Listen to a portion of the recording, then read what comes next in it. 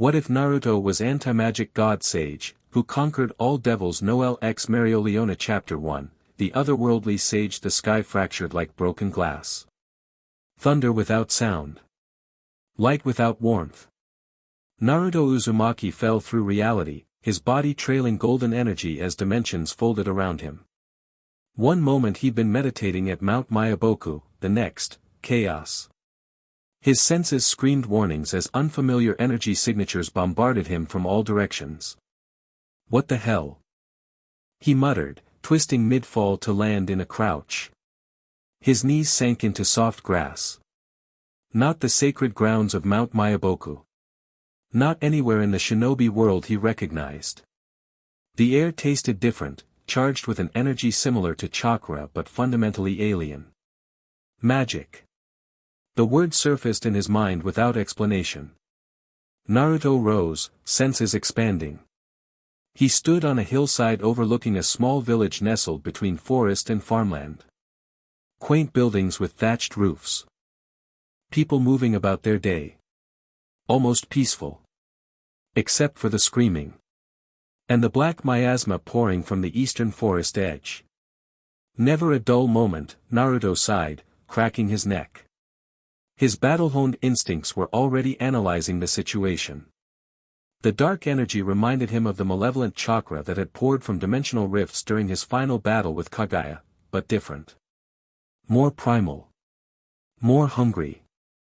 He didn't need to understand everything to know people needed help. Naruto vanished in a yellow flash. Noelle Silva gripped her wand tighter as another villager fled past her defensive water barrier. The Silver Eagles had responded quickly to reports of devil activity, but they hadn't expected this level of infestation. What should have been a routine cleanup operation had turned into a desperate evacuation. "Get behind me," she commanded, channeling more mana into her sea dragon's cradle. The massive water sphere expanded, protecting another cluster of villagers as corrupted magic blasts rained down from 3 mages hovering above them. Their eyes glowed red. Black markings crawled across their skin like living tattoos. Devil possession, just like the reports warned. "You can't hold that barrier forever, little royal," one of them cackled, voice distorted. "The borders are thinning. Our masters are coming." Noelle grit her teeth. "I don't need forever. Just long enough to beat you." She was stalling. Her squad was scattered through the village, evacuating civilians. She just needed to hold these 3 devils off until, a flash of golden light erupted between her and the possessed mages. Noelle blinked, momentarily blinded. When her vision cleared, a man stood there, tall, with spiky blonde hair, wearing an orange and black jacket with strange symbols. "Hey," he called over his shoulder, blue eyes meeting hers briefly. "You okay?"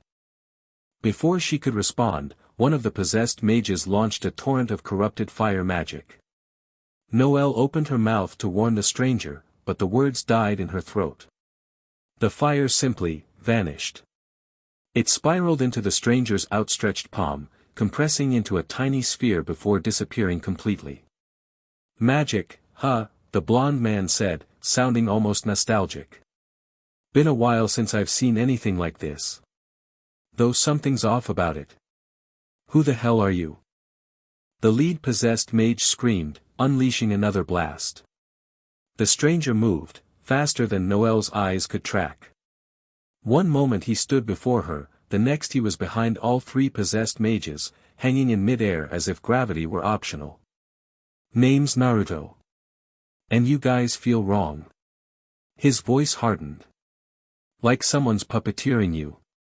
His palm slammed into the back of one mage, and Noelle felt a surge of strange energy, not magic, something else, that made her skin prickle. The possessed mage screamed as black smoke poured from their mouth and eyes, coalescing into a small, grotesque form above them. A minor devil, ripped from its host. "There you are," Naruto said, almost gentle. His hand glowed with swirling golden energy. "Let's see if I can help you pass on." The devil screeched, launching itself at Naruto with extended claws. His golden palm caught it mid-lunge. Light flared, and the devil simply dissolved, its essence absorbed into the stranger's palm. The possessed mage collapsed, falling toward the ground until Naruto caught them with his free arm. "Two more to go," he said, turning toward the remaining possessed mages, who were now backing away in visible terror. Noelle couldn't believe what she was seeing. Even experienced magic knights struggled to exorcise devils from possessed hosts without killing them. This stranger had done it with a single touch, and somehow destroyed the devil itself. "What are you?" she whispered. Naruto glanced back at her with a grin that transformed his serious face into something boyish and disarming. "Like I said, I'm Naruto. And I'm guessing this isn't the land of fire anymore, huh?" Naruto had to admit, this was weird even by his standards. 1 minute meditating on Mount Myaboku, the next dropped into the middle of some kind of demonic invasion. The strange part was how familiar it felt. The dark entities possessing humans reminded him of the way Kagaya's chakra had corrupted shinobi during the Fourth War. The silver-haired girl maintained her water barrier while watching him with suspicious violet eyes. Smart. He respected caution. "Look," he said, lowering the unconscious mage gently to the ground, "I'm not with these guys. I'm just trying to help." "You absorbed that devil," she stated flatly. "Nobody just absorbs devils." "Is that what they're called here? Devils?" Naruto scratched his head. "Where I'm from, we call them different things. But yeah, seems like my chakra, or energy, neutralizes them." The remaining possessed mages had recovered from their shock and were now circling, preparing another attack. Naruto sensed more corrupted presences converging on the village from multiple directions. "Listen, we can chat later," he said. "Right now, we've got about 12 more of these possessed people heading this way, plus something bigger coming from the northeast. You got friends here?" The girl's eyes widened. "How could you possibly?" She shook her head. "Yes, my squad is evacuating civilians. But how do you know about the others?" Sage mode, Naruto tapped his temple. "I can sense energy for miles around. Your magic feels different from theirs, cleaner." He nodded toward the possessed mages. "Theirs has this contaminated vibe, like spoiled milk." "Squad." Naruto took a flying kick at one of the possessed mages, careful to moderate his strength. "You military?" "Magic knights," she replied, launching a water serpent at the other possessed mage. "Silver Eagle's squad." "I'm Noelle Silva." Naruto created a shadow clone that caught the mage Noelle had blasted. His clone's hands glowed with 6 paths energy as it extracted the devil, while the original Naruto did the same to the one he'd kicked. "Nice to meet you, Noelle," he said as both devils dissolved into his and his clone's palms. "Wanna team up? I'm new around here, but I'm pretty good at fighting evil spirits." She hesitated, then gave a terse nod. "Fine. But if you try anything, you'll drown me?" Naruto's clone suggested with a grin, earning a startled look from Noelle. "How did you make a copy of myself?" "Old trick." The clone dispelled with a poof, sending information back to Naruto. "Come on, there are more people in trouble on the far side of the village." Naruto extended his hand. Noelle looked at it suspiciously. "I can get us there instantly," he explained. "Unless you've got some kind of teleportation magic." "No, but, trust me just for now. People are in danger." After a moment's hesitation, Noelle took his hand.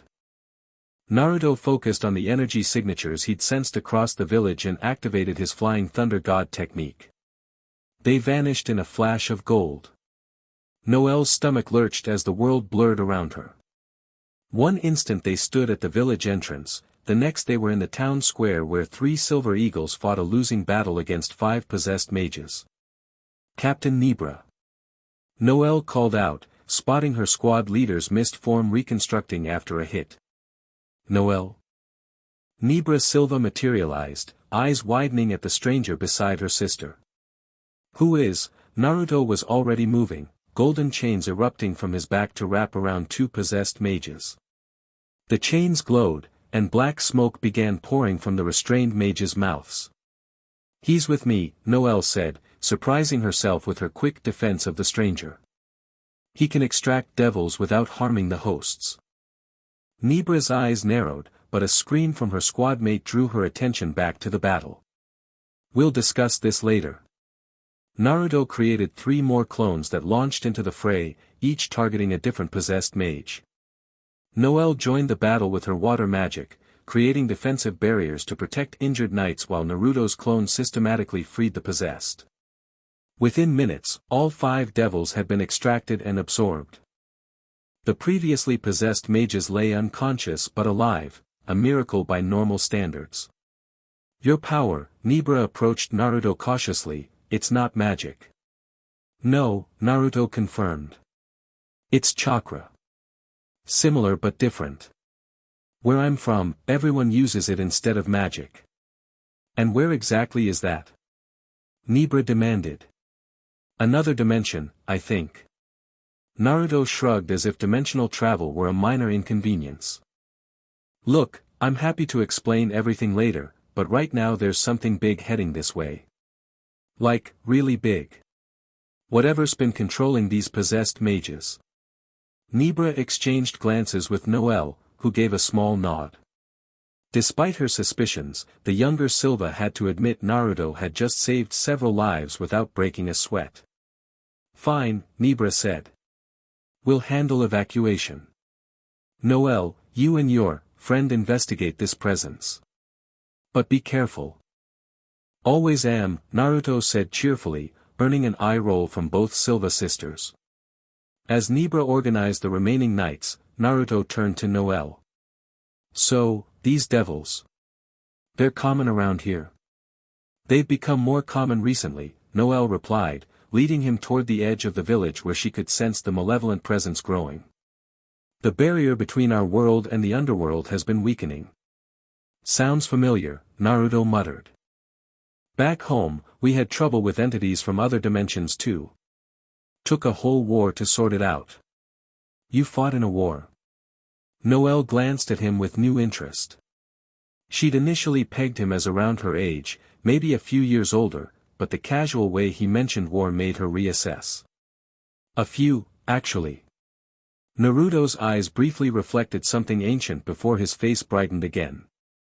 "But hey, that's in the past. Right now, we've got a devil to deal with." They reached the forest edge, where the trees had begun to wither. Dark energy pulsed from deeper within, making the air feel thick and suffocating. "The big one's about half a mile in," Naruto said, eyes taking on an orange tinge around the edges. "And it's eating something. Absorbing energy from the forest itself." "Can you handle something that strong?" Noelle asked, readying her wand. Naruto laughed. "Can I handle it?" "Noelle, where I'm from, they call me the guy who conquered all devils." He winked. "Or something like that, anyway." Before she could respond, the ground trembled. Trees crashed in the distance. Something massive was moving toward them. "Showtime," Naruto said, cracking his knuckles. "Let's see what kind of devils this world has to offer." The creature that emerged from the forest was nothing like the minor devils Naruto had absorbed earlier. Standing nearly 20 feet tall, it resembled a skeletal minotaur with 6 arms and skin like cracked obsidian. Red light poured from the fissures in its hide, and a crown of twisted horns adorned its skull. "Well," Naruto whistled, "you're an ugly one." The devil lieutenant, for that was clearly its rank, fixed crimson eyes on the pair. A human with strange power, it rumbled, voice like stones grinding together. "And the royal water mage. How fortunate. My master will be pleased with such sacrifices." "Your master?" Noelle stepped forward, water magic swirling around her. "Who sent you?" The devil laughed, a sound like breaking glass. "The veil thins, little royal. The ancient ones stir. Soon, all worlds will know a glowing chakra fist the size of a small house slammed into the devil's face, cutting off its monologue. The devil crashed through several trees before righting itself, hissing in rage and surprise. Naruto stood with his arm extended, golden energy forming a massive spectral limb. Sorry, but I've heard the Dark Overlord returning speech about a dozen times, and it always goes the same way. He flexed the chakra arm. How about we skip to the part where I kick your ass? The devil roared, unleashing a wave of corrupted magic that withered everything it touched. Noelle quickly erected a water barrier, but Naruto simply stepped forward, his body glowing with golden light. The corruption magic disappeared as it contacted his aura. That tickled, Naruto said with a feral grin. The devil lieutenant charged, all 6 arms brandishing weapons formed from corrupted magic. Naruto met it head-on, his chakra arms matching the devil blow for blow. Each time their energies collided, Naruto's golden chakra seemed to consume the devil's corruption, growing brighter. Noelle circled around, launching sea dragons' roar to strike at the devil's exposed flanks. The water serpent slammed into the creature, creating spiderweb cracks across its obsidian hide. Nice shot. Naruto called, leaping over a swipe from the devil's tail. The devil lieutenant bellowed in frustration as they coordinated their attacks, Naruto from the front, Noelle from the sides and rear. Despite never fighting together before, they quickly fell into a rhythm, as if sensing each other's intentions. It's regenerating. Noelle called out as the cracks in the devil's hide began to seal. We need to hit it harder. On it. Naruto leapt back, hands moving in familiar seals.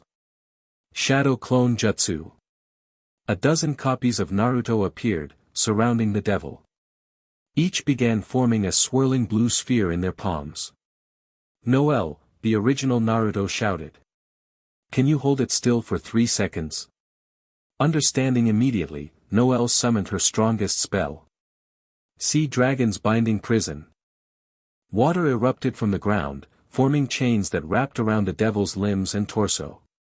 The creature strained against the bonds, but Noelle poured every ounce of her mana into holding it. Now, she yelled. All 13 Narutos attacked simultaneously, each driving a Rasengan into a different part of the devil's body. The impacts created a deafening sound as chakra ground against the devil's hide. For a moment, nothing happened, then cracks spread across its entire form, light pouring from within. One more. Naruto shouted, leaping high above the creature. In his hand, a massive Rasen Shuriken formed, edges glowing with anti-magic chakra. Wind style, tailed beast Rasen Shuriken. The attack struck the devil's crown of horns, drilling downward. The creature had time for one final roar before the technique expanded, engulfing it in a sphere of destructive chakra that atomized everything it touched. When the light faded, nothing remained of the devil lieutenant except a small, crystallized core that fell to the scorched earth. Naruto landed beside it, picking up the glowing red crystal. Interesting. The others didn't leave anything behind. Noelle approached cautiously, amazed at the display of power. The devil lieutenant would have required at least 3 magic knight captains working together to defeat, yet this stranger had done it almost casually. What exactly are you? She asked, not for the first time. Naruto tucked the devil core into his pocket. Complicated answer. Short version. I'm a sage from another dimension who's fought things like this before. He grinned. The better question is, who's in charge around here? Because I think you folks might have a bigger problem brewing than just random devil attacks. The journey to the Clover Kingdom's capital was tense. Despite Naruto's offer to transport them instantly with his Flying Thunder God technique, Noelle insisted on taking the standard Magic Knight transport. She needed time to process everything she'd witnessed, and to figure out how to explain Naruto to the Wizard King. Captain Nibra sat across from them in the magical vehicle, her eyes never leaving Naruto. So, she finally said, breaking the silence, you claim to be from another dimension. Yep. Naruto was examining the devil core he'd collected, seemingly unconcerned by her suspicion. Trust me, I'm as surprised as you are. 1 minute I'm meditating in sage mode, next thing I know, reality tears open and dumps me here. And in your world, everyone has this chakra? Noelle asked. Everyone's born with it, but not everyone learns to use it. Naruto held up his hand, allowing chakra to swirl visibly around it. We train as shinobi, ninja, to manipulate it for combat, healing, all sorts of things. It's like your magic, but more physical. And the golden form? Those spectral arms. Nibra pressed. Naruto's expression grew more serious. That's complicated. Let's just say I went through some stuff, fought some really nasty beings, and came out changed. He met her gaze directly. But I'm not a threat to your kingdom. If anything, I might be able to help with whatever's causing these devil incursions. Nibra exchanged glances with Noelle, who gave a slight nod. Despite her initial suspicions, Noelle couldn't deny Naruto had saved lives today, and his power against devils seemed uniquely effective. The Wizard King will want to meet you, Nibra finally said. If what we witnessed today is any indication, these devil attacks are growing more coordinated. Having someone with your abilities could prove useful. Great. Naruto's serious demeanor vanished, replaced by an enthusiastic grin. I've always wanted to meet royalty. Well, besides Gaara, but he'd probably throw sand at me if I called him, Your Majesty. Noelle found herself fighting back a smile at his sudden shift to boyish excitement. It was hard to reconcile this goofy, friendly person with the godlike power she'd witnessed earlier. The Wizard King isn't exactly royalty, she explained. He's the strongest magic user in the kingdom and commander of all magic knights. So basically your Hokage, Naruto nodded. Got it. Our what? Leader of the village. Top dog. Naruto stretched. Man, I was getting bored back home anyway. All the threats handled, peacetime rebuilding. It's nice, but after a while, you start missing the action, you know. Noelle studied him. You actually enjoy fighting? Not the fighting itself, Naruto clarified. Protecting people. Making a difference. The rush of pushing your limits. His eyes met hers. But I'm guessing you know what I mean, or you wouldn't be a magic knight. Noelle felt a strange flutter in her chest. It wasn't often someone understood her motivations so instantly.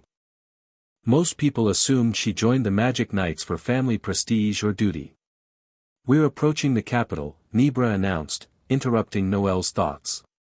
Naruto moved to the window, eyes widening as the sprawling city came into view. The massive castle at its center gleamed in the afternoon sun, and the various Magic Knight headquarters dotted the landscape. Wow, he breathed. Makes Konoha look like a little village. Welcome to the heart of the Clover Kingdom, Noelle said, unable to keep pride from her voice. Try not to destroy anything while you're here. Naruto laughed. No promises. The Wizard King Julius Navachrono was not what Naruto expected. Despite the grandiose title, the man who greeted them in his study had a boyish enthusiasm that reminded Naruto of himself. His eyes sparkled with curiosity as Nibra and Noelle recounted the events at the village. Fascinating. Julius exclaimed when they finished, turning his full attention to Naruto. Another dimension with a completely different energy system. And you say this chakra naturally counters devil energy? Seems that way, Naruto confirmed. Though it's not typical chakra. I've been through some, unique experiences that changed my energy signature. Julius nodded eagerly. May I? He held out his hand. Understanding the request, Naruto extended his arm. The Wizard King placed his palm over Naruto's, closing his eyes in concentration. After a moment, his eyes snapped open, filled with wonder. Extraordinary. Your energy contains traces of at least 9 different signatures, all harmonized into something entirely new. He stepped back, practically bouncing with excitement. And you say you can absorb magic? Devil corruption, definitely. Naruto created a small Rasengan in his palm, letting the swirling chakra absorb traces of ambient magic from the room. Regular magic seems to fuel me rather than disappear completely.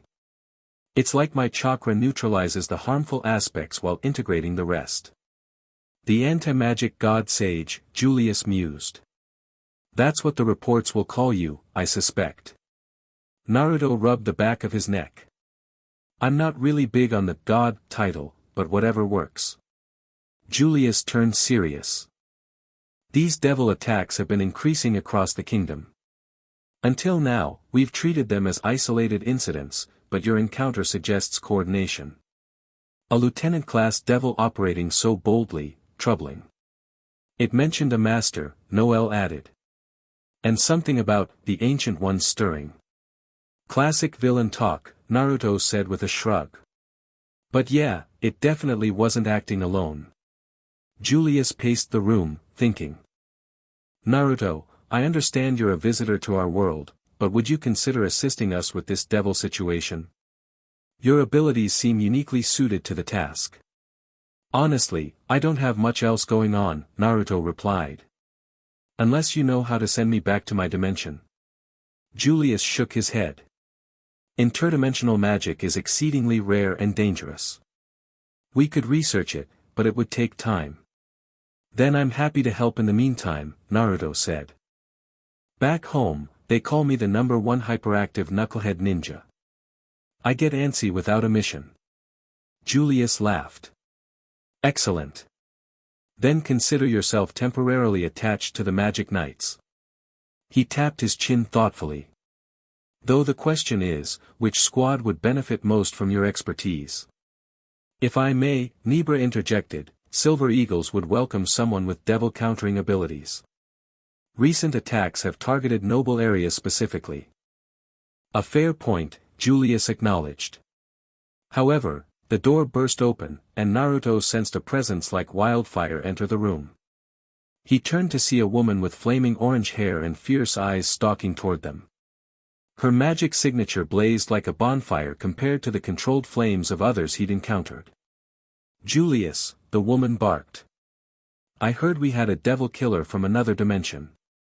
Why wasn't I informed immediately? Ah, Mereoleona, Julius smiled, unperturbed by her entrance. Perfect timing. We were just discussing placement. Mereoleona Vermilion, captain of the Crimson Lions, fixed her predatory gaze on Naruto. Unlike the others who had approached him with caution, she marched right up to him, invading his personal space to stare directly into his eyes. Naruto didn't flinch. He'd faced down Madara Uchiha and Kagaya herself. An intense woman with fire magic wasn't going to intimidate him. So, she said, her voice a low growl, you're the one who took down a lieutenant devil single-handed. Well, Noelle helped, Naruto replied, giving the water mage credit. But yeah, that was me. Mereoleona's eyes narrowed, then unexpectedly, she grinned, a fierce, feral expression that transformed her face. Good. You don't smell weak. She turned to Julius. I want him. Captain Vermilion, Nebra protested, the Silver Eagles have first claim, for what? To parade him around noble gatherings. Mereoleona scoffed. The Crimson Lions are on the front lines of every major devil incursion. His power belongs where it can do the most damage. Naruto found himself fighting back a laugh. This woman reminded him of Tsunade and Enko combined, fierce, direct, and utterly unconcerned with protocol. Actually, Julius interrupted before the argument could escalate, I had something different in mind. He turned to Naruto. Given your unique status, I'm assigning you as a special operative reporting directly to me. You'll work with different squads as needed. Works for me, Naruto agreed. For now, Julius continued, I'd like you to join Captain Vermilion on her reconnaissance mission to the eastern border. Reports indicate unusual devil activity there that matches the signature from today's attack. Mereoleona's grin widened. Perfect. We leave at dawn. I'd like to assign Noelle Silva to the mission as well, Julius added. She's already familiar with Naruto's abilities, and her water magic will complement your fire, Captain. Naruto glanced at Noelle, who looked surprised but pleased by the assignment. Nibra seemed less thrilled but offered no further protest. Fine, Mereoleona agreed. But I want to see what he's capable of first. She fixed Naruto with a challenging stare. Training grounds. 1 hour. You and me. Seriously? Naruto raised an eyebrow. We just met and you already want to fight? Not fight. Spar. Mereoleona cracked her knuckles. Unless you're scared, anti-magic god sage. Naruto matched her grin with one of his own. 1 hour. Don't be late. As Mereoleona stalked out, Julius chuckled. Well, that's settled. Noelle, would you mind showing our guest to the training grounds after he's had a chance to rest? Of course, Wizard King. Noelle glanced at Naruto. Though I'm not sure he understands what he just agreed to. Captain Mereoleona is intense. So I gathered, Naruto said, still smiling. But so am I when I need to be. The Magic Knight's training ground was an expansive field reinforced with barrier spells to contain stray magic. By the time Naruto arrived with Noelle, a small crowd had gathered. Word of the mysterious Devil Slayer from another dimension had spread quickly. Are all Magic Knight captains like her? Naruto asked as they approached. Noelle shook her head. Mereoleona is unique. She's considered the strongest woman in the kingdom, possibly the strongest fire mage alive. And she has unusual training methods. Unusual how? She once took her squad to an active volcano to train. Inside the volcano. Naruto laughed. Sounds like my kind of teacher. Mereoleona waited in the center of the field, arms crossed. When she spotted them, she shrugged off her crimson captain's cloak, revealing toned arms covered in small battle scars. About time, she called. I was beginning to think you'd run away. Nah, Naruto stepped forward. Just giving you time to warm up. A ripple of murmurs went through the watching knights. Nobody spoke to Captain Mereoleona like that. To everyone's surprise, Mereoleona laughed. I like you already, Dimension Boy. Her body suddenly erupted in flames, her hair seeming to blend with the fire until she resembled a lioness made of living flame. Let's see if you're as good as they say. Naruto rolled his shoulders, stretching casually. Rules? Don't destroy the capital, she replied. Otherwise, come at me with everything you've got. Everything might be overkill, Naruto warned. Mereoleona's response was a blindingly fast lunge, her flame-covered fist aimed directly at his face. Naruto sidestepped, impressed by her speed. She was faster than most jonin he knew. Not bad, he commented, still not activating any of his higher powers. Stop holding back. Mereoleona growled, unleashing a barrage of fire lions that circled and attacked from all directions. Naruto weaved between them, his movements fluid and precise. The fire singed his sleeve but couldn't touch his skin. Fine. Let's kick it up a notch. Golden chakra flared around him as he entered his initial 6 paths mode. The fire lions that came too close simply dissolved into his aura. Mereoleona's eyes widened briefly before her grin returned, even fiercer. Now we're talking. She slammed her palms together. Kalitos Brachium, Barrage. Her arms seemed to multiply as she launched a series of fire-enhanced punches too fast for normal eyes to track. Naruto matched her, his chakra arms intercepting each strike with precision. The crowd around them gasped as the two blurred across the training ground, their clash creating shockwaves that rippled through the barrier spells. Fire and golden light intertwined in a deadly dance. Noelle watched, mesmerized. She'd seen Naruto fight the devil, but this was different. There was a joy in his movements now, a playfulness that hadn't been present in the life-or-death battle. He was enjoying himself. And remarkably, so was Mereoleona. The fire captain launched herself skyward, gathering an enormous concentration of mana. Kalido's Brachium, Purgatory. Fire condensed around her, forming a massive flaming fist the size of a house. Naruto responded by creating a single chakra arm of equal size, golden energy swirling with hints of all 9 bijou colors. Their attacks met with a thunderous impact that temporarily blinded everyone watching. The barrier spells strained, magic reinforcements cracking under the pressure. When visibility returned, both stood in the center of a small crater, Mereoleona's flaming fist pressed against Naruto's glowing palm. Neither had given an inch. Enough. Julius's voice rang out as the Wizard King appeared beside the training ground, looking more thrilled than concerned. The barriers won't hold much more. Naruto and Mereoleona separated, both breathing harder but grinning like children who'd found a new favorite game. Not bad, Dimension Boy, Mereoleona conceded, extinguishing her flames. You might actually be useful. You're not so bad yourself, Fire Lady, Naruto replied, letting his chakra mode fade. Though I was still holding back. Instead of being insulted, Mereoleona's eyes lit up with excitement. Good. That means our next match will be even more interesting.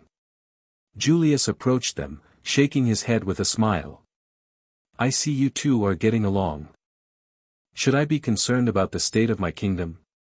He'll do, Mereoleona declared, as if her approval were the only thing that mattered.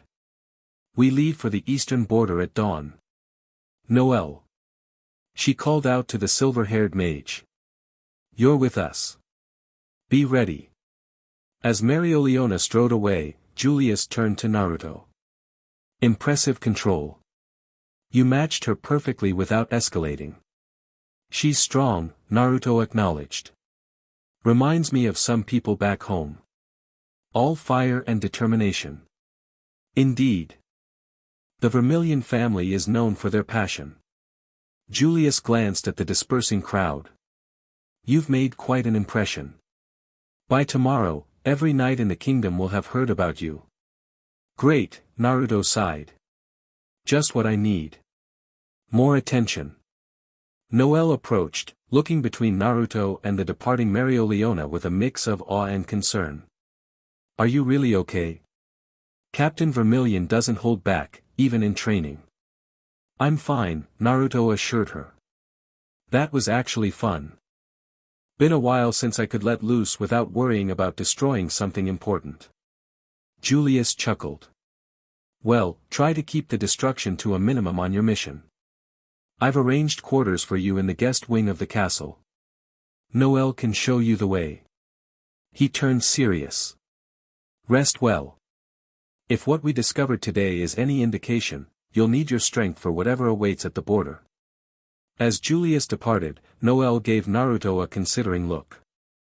You enjoyed that, didn't you? Fighting her?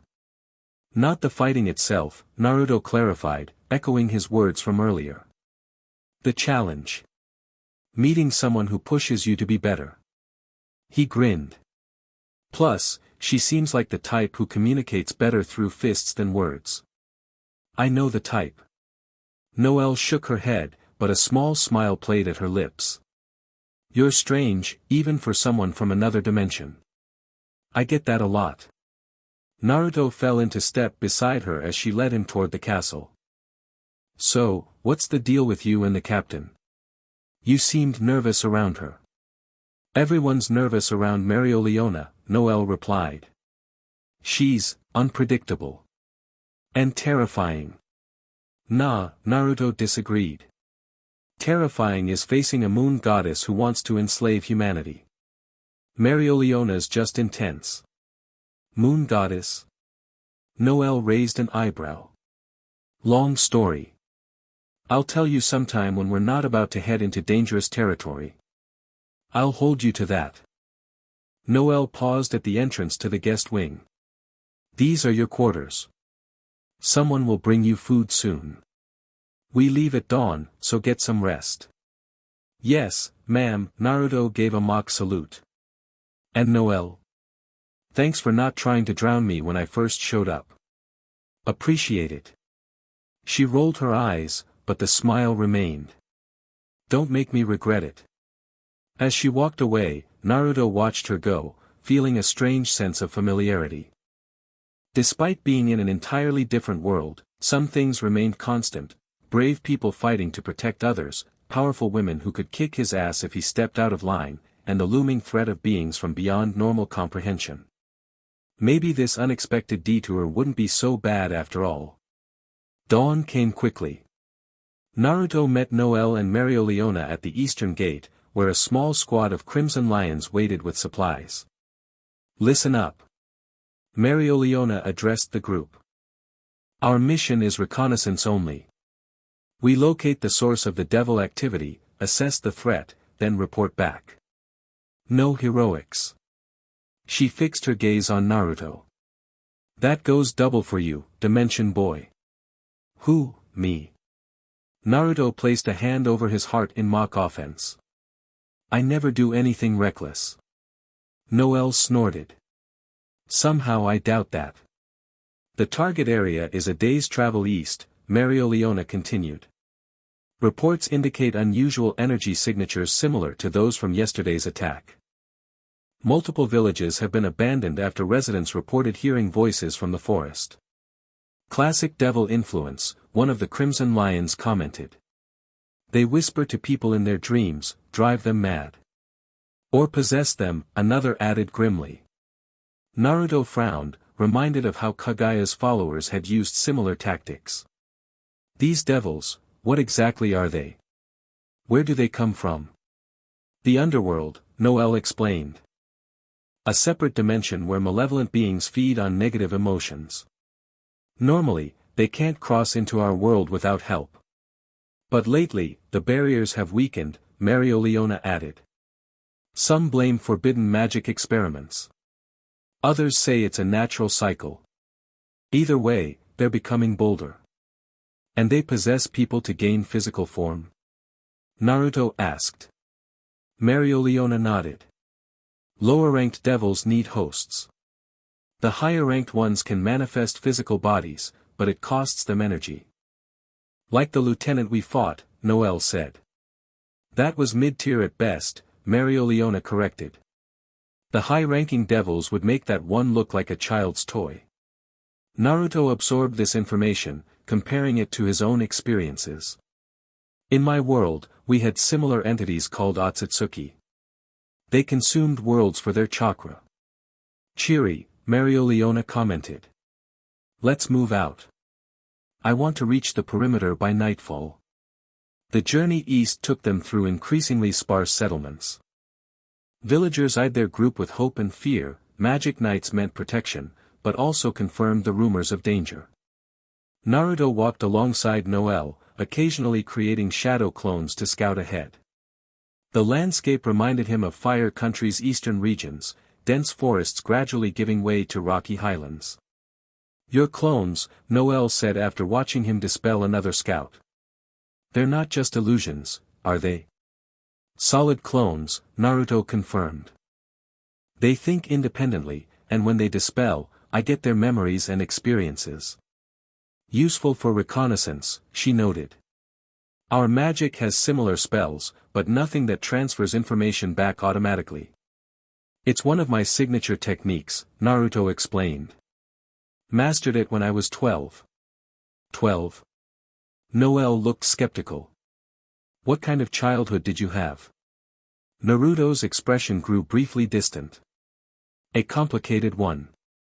Orphaned at birth, grew up alone, became a ninja, saved the world a couple times. You know, the usual. Before Noelle could respond, one of Naruto's clones dispelled, sending a rush of information. He stopped walking, eyes widening. Mereoleona, he called out. Something's wrong ahead. My clone found an abandoned village, but there's residual energy everywhere, like the devil corruption, but older. And there's a structure in the center that doesn't match anything else. Mereoleona signaled the group to halt. How far? 3 miles northeast.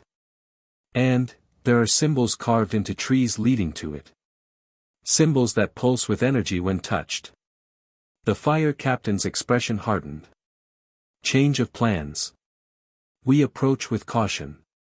Naruto, send more clones to establish a perimeter. Noelle, prepare defensive measures. The rest of you, battle formation Delta. As the knights moved with practiced efficiency, Naruto created a dozen shadow clones that spread out in all directions. He closed his eyes, entering sage mode to better sense the energies ahead. That's not good, he muttered. What is it? Noelle asked, noticing his tension. The energy patterns. They're forming a massive circle, with that strange structure at the center. Naruto opened his eyes, now ringed with orange. It's a ritual site. Someone's been channeling devil energy deliberately. Mereoleona overheard him. Cultists. We've dealt with devil worshippers before, but nothing on this scale. It gets worse, Naruto added grimly. The pattern is designed to thin dimensional barriers. I've seen similar techniques used to summon entities from other planes. They're trying to bring something through, Noelle realized. Or someone, Mereoleona growled. Change of plans. We need to disrupt whatever they're doing before it completes. She turned to her squad. 2 of you return to the capital immediately. Inform Julius we found a major ritual site. The rest of us will proceed. As 2 knights departed, Mereoleona turned to Naruto. This is where your anti-magic comes in handy. Can you disrupt ritual circles? Theoretically, yes. Naruto nodded. My chakra should neutralize the corruption if I can access the focal points. Then that's our primary objective. Mereoleona's body began to glow with heat. We go in fast and hard. Disrupt the ritual, eliminate any resistance, secure the site for investigation. Naruto grinned despite the seriousness of the situation. Fast and hard is kind of my specialty. Noelle rolled her eyes. Is everything a joke to you? Not everything, Naruto's expression sobered. But I learned long ago that facing darkness with a smile makes it less terrifying. For me and for others. Something in his tone made Noelle study him more carefully. Behind the carefree demeanor, she glimpsed the weight of experience, of battles fought and losses endured. It reminded her of the Wizard King's quiet strength beneath his boyish enthusiasm.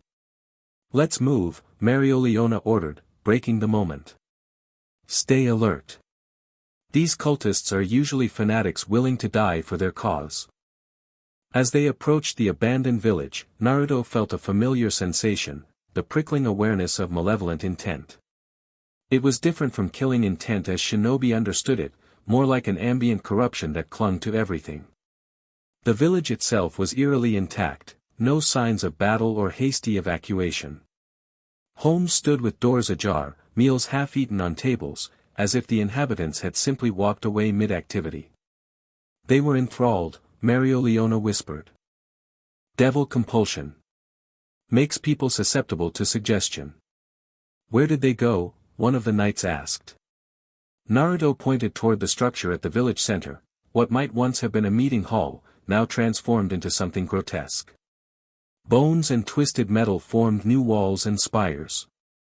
Symbols glowed faintly along every surface. In there, he said grimly. I can sense dozens of human signatures, but they're wrong. Contaminated. Possessed? Noelle asked. Not fully.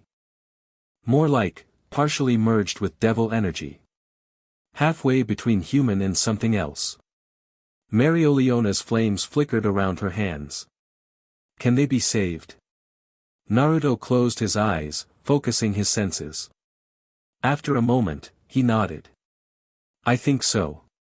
The corruption hasn't reached their core yet. If we can disrupt the ritual, the process might reverse. Then we have 2 objectives, Mereoleona decided. Noelle and I will engage any hostiles and protect you while you get to the ritual center. I can move faster alone, Naruto suggested. No, both women said simultaneously. We stick together, Mereoleona continued. If this is as big as it feels, we'll need coordinated attacks. Naruto nodded, recognizing the wisdom in her caution. All right. Formation. I'll take point, Mereoleona said. Noelle covers our flanks with water shields. You stay between us until we reach the central chamber. They approached the twisted structure cautiously. Up close, Naruto could see the symbols more clearly, complex arrangements that reminded him of sealing jutsu, but with a fundamental wrongness that made his skin crawl. The entrance was a gaping maw formed from curved bones. No guard stood watch, they didn't need any. The oppressive atmosphere alone would deter most visitors. Ready? Mereoleona looked back at her companions.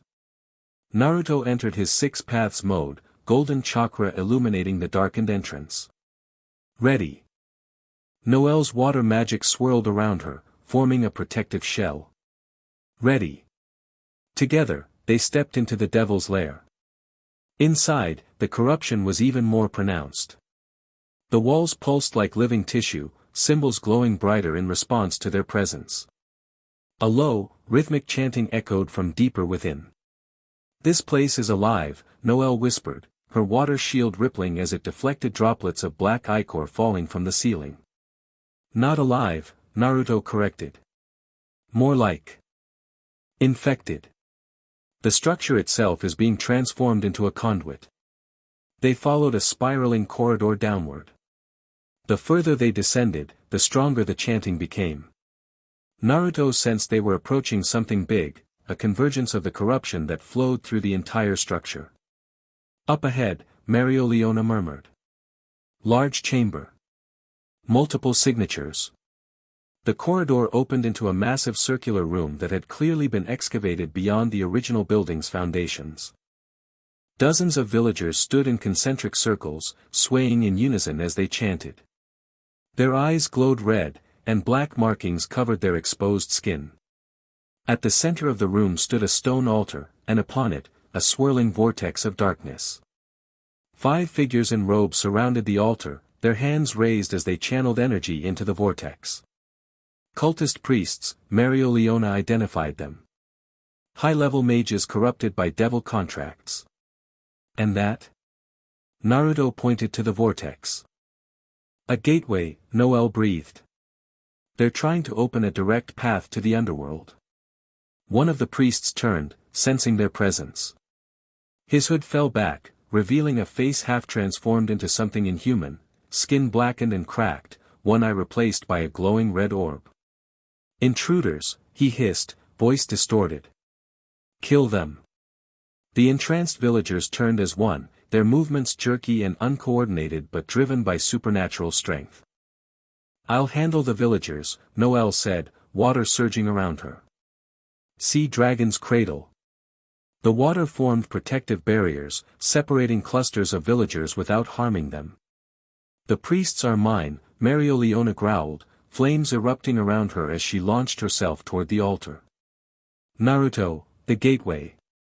Naruto created a dozen shadow clones that engaged the villagers alongside Noelle, being careful not to injure them permanently. His real focus was the swirling vortex, which was growing larger by the second. 2 priests broke away from the ritual to intercept him, unleashing corrupted magic. One fired bone spikes that emerged from the ground, while the other created swarms of locust-like creatures from his own flesh. Naruto weaved between the attacks, golden chakra arms extending to grab both priests. Sorry about this, he said, before slamming his palms into their chests. 6 paths, purification. Golden energy surged through the priests, causing them to scream as the devil corruption was forcibly extracted. Black smoke poured from their eyes and mouths, coalescing into small devil forms above them. Noelle. Naruto called, holding the devils at bay with his chakra. Water prison. Understanding instantly, Noelle directed streams of water that encased each devil in a sphere. Got them. Mereoleona was a blur of flame and fury, engaging the remaining 3 priests simultaneously. Despite their corrupted magic, they couldn't match her speed or power. One by one, they fell back, forced to abandon the ritual to defend themselves. With the channel disrupted, the gateway began to fluctuate, expanding and contracting erratically. "It's destabilizing," Naruto shouted, approaching the altar. "I need to close it before." The vortex pulsed violently, and a massive clawed hand emerged, gripping the edges of reality itself. "Too late," Mereoleona growled, disengaging from the priests to face this new threat. "Something's coming through."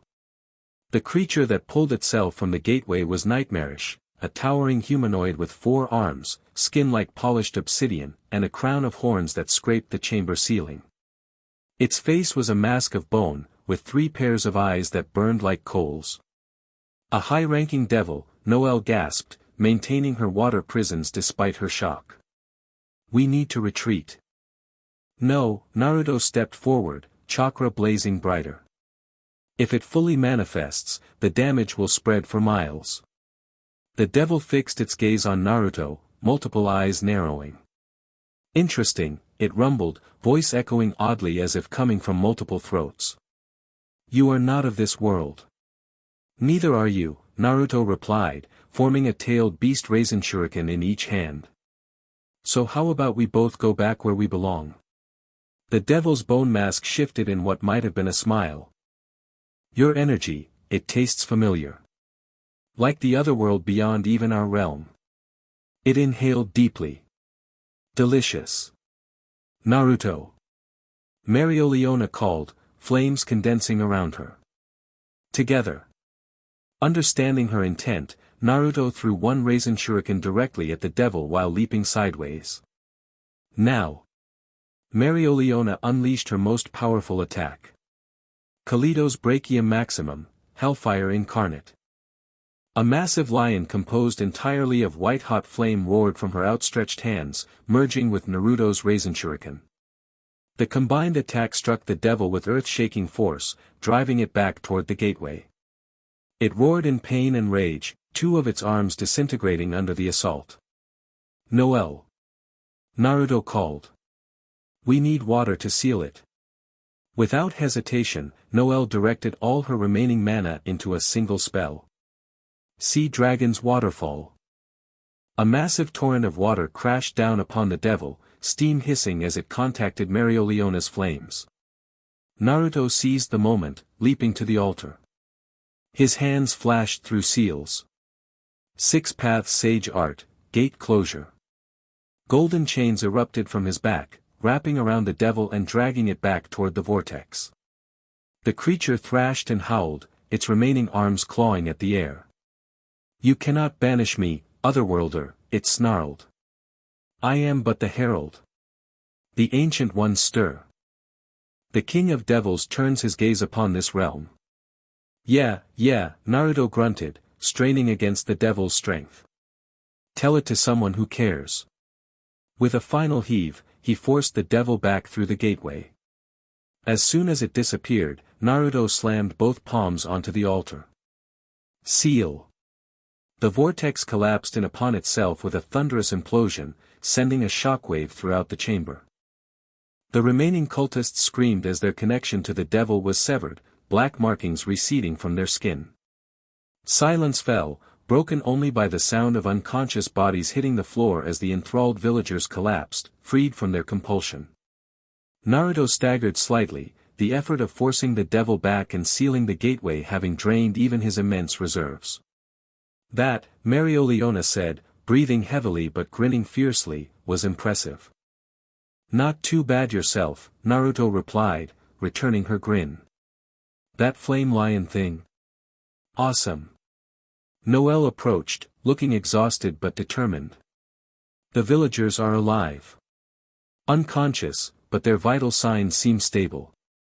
They'll recover," Naruto assured her, placing a gentle hand on her shoulder. "You did great." A faint blush colored Noelle's cheeks before she composed herself. "We need to secure this site. The Wizard King will want to examine everything." Mereoleona nodded, her expression turning serious as she surveyed the chamber. This was no random cult.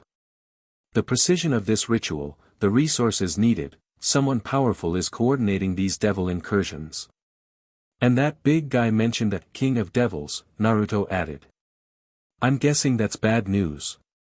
The worst, Mereoleona confirmed. If the Devil King is involved, this is just the beginning. Naruto stared at the now empty altar, thinking of the devil's words. Otherworlder. The creature had recognized something in his energy signature, something beyond even the devil's realm. Hey, Noelle's voice broke into his thoughts. Are you okay? Naruto blinked, then smiled. Yeah. Just thinking that my accidental trip to your dimension might not have been so accidental after all. What do you mean? Mereoleona asked sharply. That devil recognized my energy. Called me Otherworlder like it was a specific thing, not just a general description. Naruto's eyes narrowed. I think something wanted me here.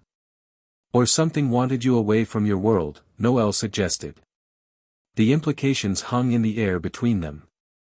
If Naruto's arrival wasn't random, if some force had deliberately pulled the anti-magic god sage into this dimension, then whatever was coming must be truly catastrophic. Well, Mereoleona finally said, clapping Naruto on the back hard enough to make him stumble, lucky for us, then. A devil-conquering sage might be exactly what we need. Despite the gravity of the situation, Naruto found himself smiling. There was something refreshing about Mereoleona's straightforward approach to even apocalyptic threats. First things first, Noelle said practically. We need to get these people medical attention and report to the Wizard King. And then? Naruto asked. Mereoleona's grin turned predatory. And then we hunt some devils. As they began organizing the evacuation of the villagers, Naruto cast one last look at the altar. Something about this world, these people, felt right, like he was exactly where he needed to be. Whether by accident or design, the anti-magic god sage had found a new purpose. And perhaps, as he glanced at Noelle's determined profile and Mereoleona's fierce presence, new precious people to protect. Chapter 2, Flames of Revolution. You're too rigid, Naruto said, circling Noelle as she maintained her water sphere. Magic flows like chakra, it's not just about power, it's about harmony with your natural energy. Sweat beaded on Noelle's forehead as she struggled to maintain the new form Naruto had suggested, a compressed sphere of rotating water that required precise control rather than raw power. 3 days had passed since their return from the devil ritual site, and the Wizard King had granted them training time before their next mission. Easy for you to say, she grumbled. Your chakra practically has a mind of its own. Nah, that took years of getting my ass kicked.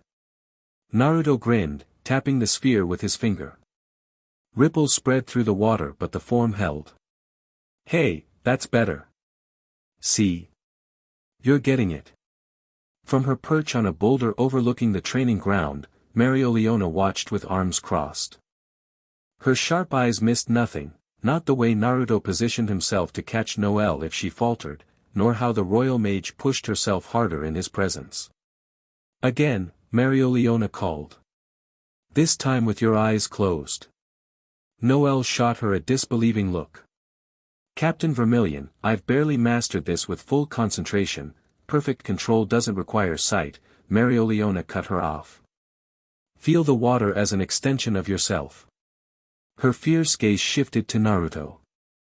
That's what he's been trying to teach you, isn't it?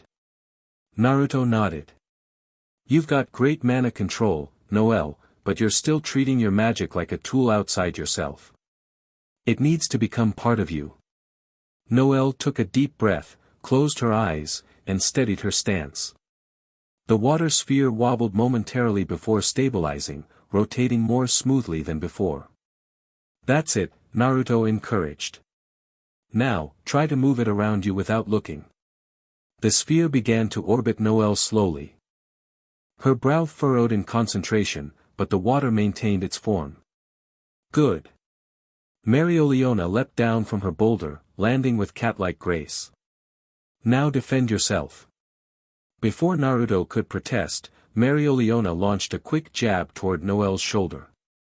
Without opening her eyes, Noelle shifted her weight, and the water sphere intercepted Mereoleona's fist, hissing as it contacted her flame-wreathed knuckles. Noelle's eyes snapped open in surprise. "See?" Mereoleona grinned. "Your body knew what to do. Your magic responded to your instinct, not your command." "That was." Noelle stared at the sphere, still intact despite clashing with Mereoleona's fire. "I felt it. Like the water was warning me." "Exactly." Naruto clapped her on the shoulder. "That's what I've been trying to explain. In my world, we call it natural energy attunement.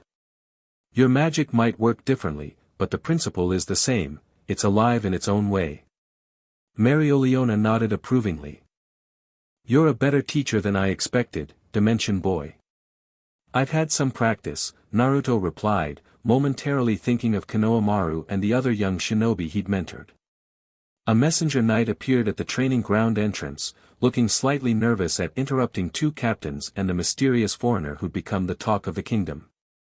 "Captain Vermilion, Lady Silva," he bowed stiffly. "The Wizard King requests your presence. The dimensional expert as well." Mereoleona raised an eyebrow. "Now what?" The Wizard King's study buzzed with tension. Julius stood at his window, gazing out at the capital with uncharacteristic solemnity.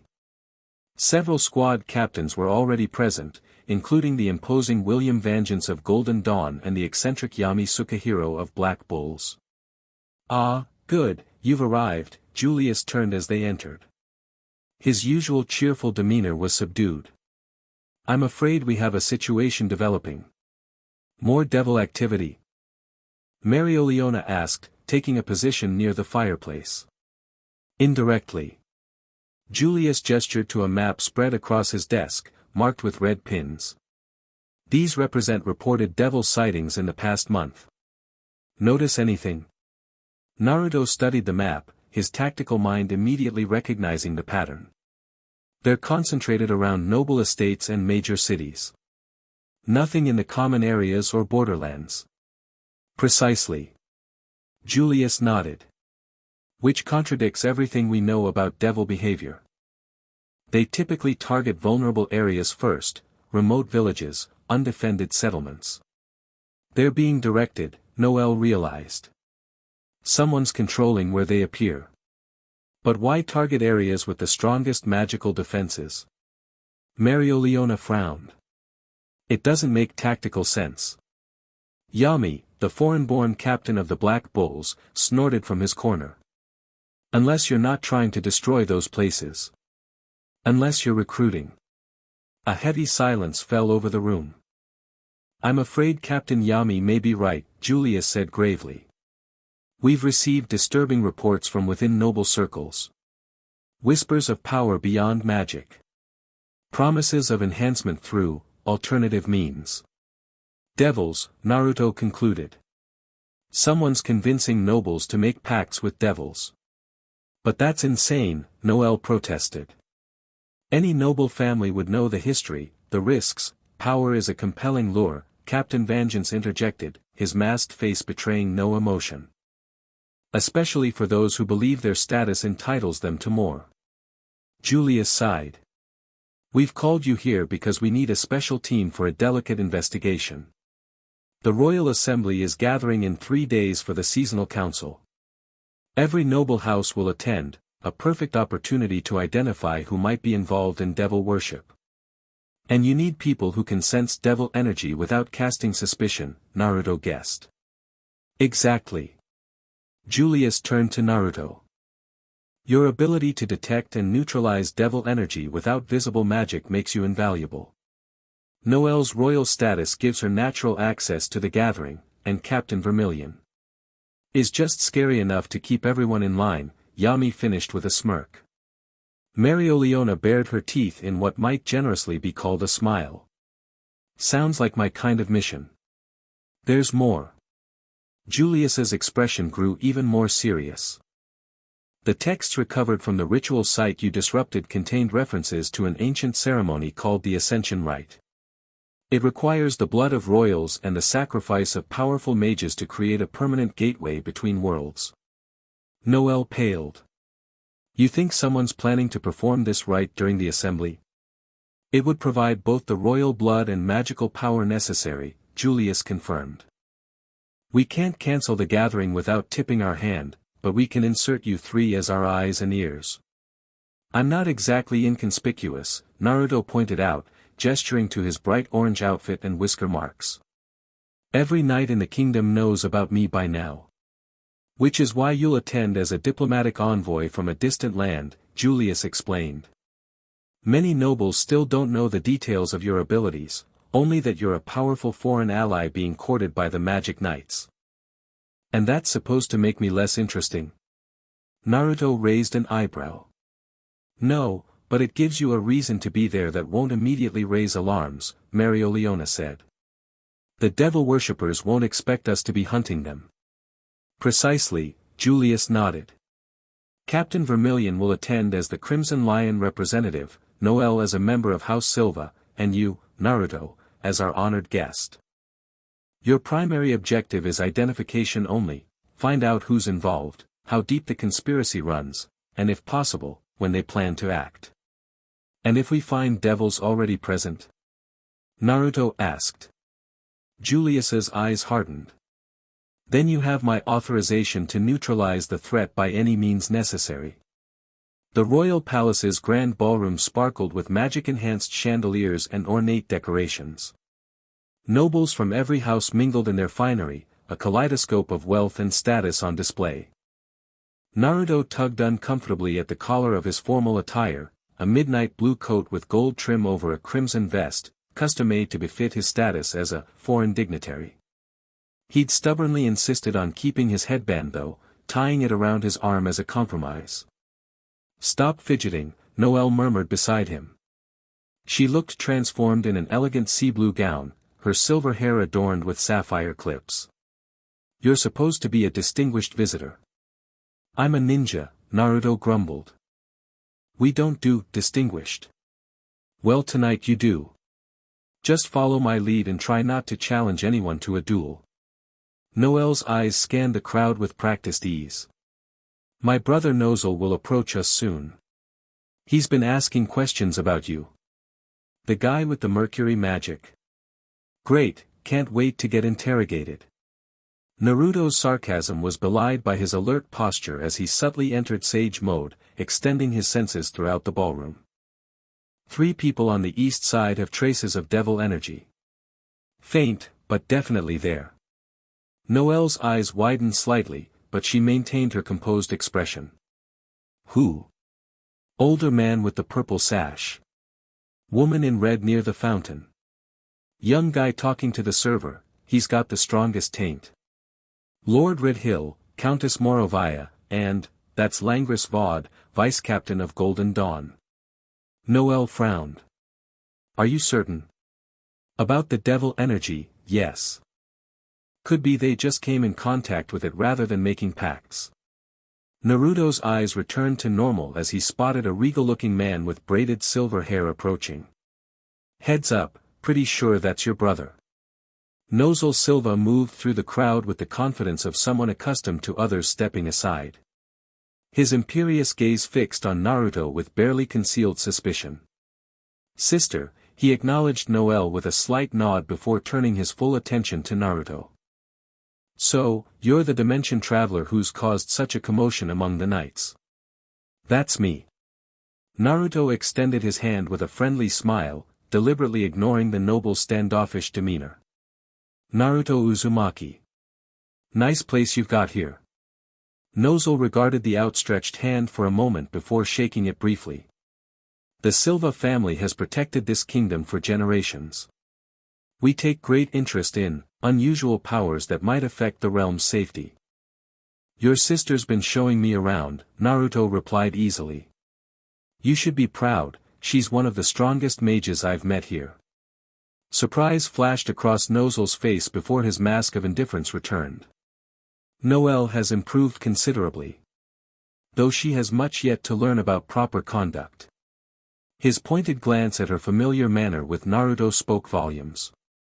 Brother, Noelle began, an edge entering her voice, Naruto has been instrumental in saving villagers from devils. Yes, I've heard the reports. Noelle cut her off. What interests me is why devils suddenly appeared where you happen to be, foreigner. The atmosphere chilled noticeably. Naruto maintained his smile, though it no longer reached his eyes. Good question. Almost as interesting as why 3 people in this room are carrying devil energy signatures right now. Noelle's eyes narrowed. You can sense such things. It's kind of my specialty. Naruto casually surveyed the room. Which makes me wonder why the royal families aren't more concerned about devil worship in their midst. Before Noelle could respond, a commotion near the main entrance drew their attention. Mereoleona had arrived, and true to form, she'd ignored the dress code completely. Instead of a gown, she wore a modified version of her Crimson Lion uniform, elegant enough for the occasion but clearly designed for combat if necessary. Excuse me, Noelle said stiffly. It seems Captain Vermilion requires a reminder about appropriate attire. As he strode away, Noelle released a breath. That could have gone worse. Your brother's suspicious of me, Naruto observed. Noelle is suspicious of everyone, Noelle replied. But he's also fiercely protective of the kingdom. If there really is devil worship among the nobility, he'd never stand for it. Good to know. Now, see that door the servants keep going through? I'm sensing something odd beyond it, like concentrated devil energy, but contained somehow. Want to investigate? Noelle glanced at the inconspicuous side door. That leads to the East Wing service corridors. Nobility wouldn't typically go there. Perfect cover then. Naruto offered his arm with exaggerated formality. Shall we get some fresh air, Lady Silva? Rolling her eyes but playing along, Noelle took his arm.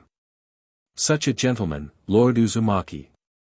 They maneuvered through the crowd toward the side door, pausing occasionally to maintain appearances. Naruto caught Mereoleona's eye across the room and gave a subtle nod toward their destination. She inclined her head slightly, understanding passing between them. Once through the door, the opulence of the ballroom gave way to plain stone corridors designed for efficiency rather than beauty. Servants hurried past with trays and supplies, giving the pair curious glances but not daring to question a noblewoman. This way, Naruto murmured, his senses guiding them deeper into the palace. The energy's getting stronger. They descended a narrow staircase that Noelle hadn't known existed, emerging into older sections of the palace rarely used by the current occupants. The air grew cooler, with a musty scent of ancient stone. We're beneath the East Wing now, Noelle whispered. These passages date back centuries. Naruto stopped abruptly, holding up a hand for silence. Ahead, voices echoed from a chamber, too indistinct to make out words but carrying an undercurrent of anticipation. He closed his eyes briefly, extending his senses. 7 people, he whispered. 3 with the devil energy we detected upstairs, plus 4 more with even stronger signatures. They've got something contained in the center of the room, some kind of artifact that's pulsing with corruption. Noelle pulled her wand from a concealed pocket in her gown. We should alert Mereoleona. Already did, Naruto said, a shadow clone dispelling somewhere in the palace. She'll be here soon. But we need to see what they're doing before they wrap up. Silently, they crept closer to the partially open door. The chamber beyond was circular, carved from the bedrock beneath the palace. 7 figures in hooded robes stood around a central pedestal where a dark crystal pulsated with sickly light. The time approaches, one figure was saying, voice distorted as if speaking through water. 3 days hence, when the celestial alignment peaks, the gateway will open. The sacrifices are prepared, another asked. The royal assembly provides all we need. Blood of the royal houses, power of the magic knights. The Devil King's ascension is assured. Naruto felt Noelle tense beside him. Her face had gone pale, eyes wide with the implications of what they were hearing. They're planning to sacrifice the entire royal assembly, she breathed. Every noble house, every captain in attendance. Not if we stop them first, Naruto replied grimly. We need to, his words cut off as one of the hooded figures suddenly turned toward the door, head tilting unnaturally. We have visitors, the figure hissed, voice no longer remotely human. The sage who interferes. Run. Naruto shoved Noelle back as the chamber door blasted outward, splinters flying past them. He entered six paths mode in an instant, golden chakra illuminating the dark corridor. The hooded figures emerged from the chamber, robes falling away to reveal bodies partially transformed by devil possession, skin blackened and cracked, limbs elongated into clawed appendages, eyes glowing with malevolent light. The anti-magic god, one of them snarled, features contorting into a grotesque smile.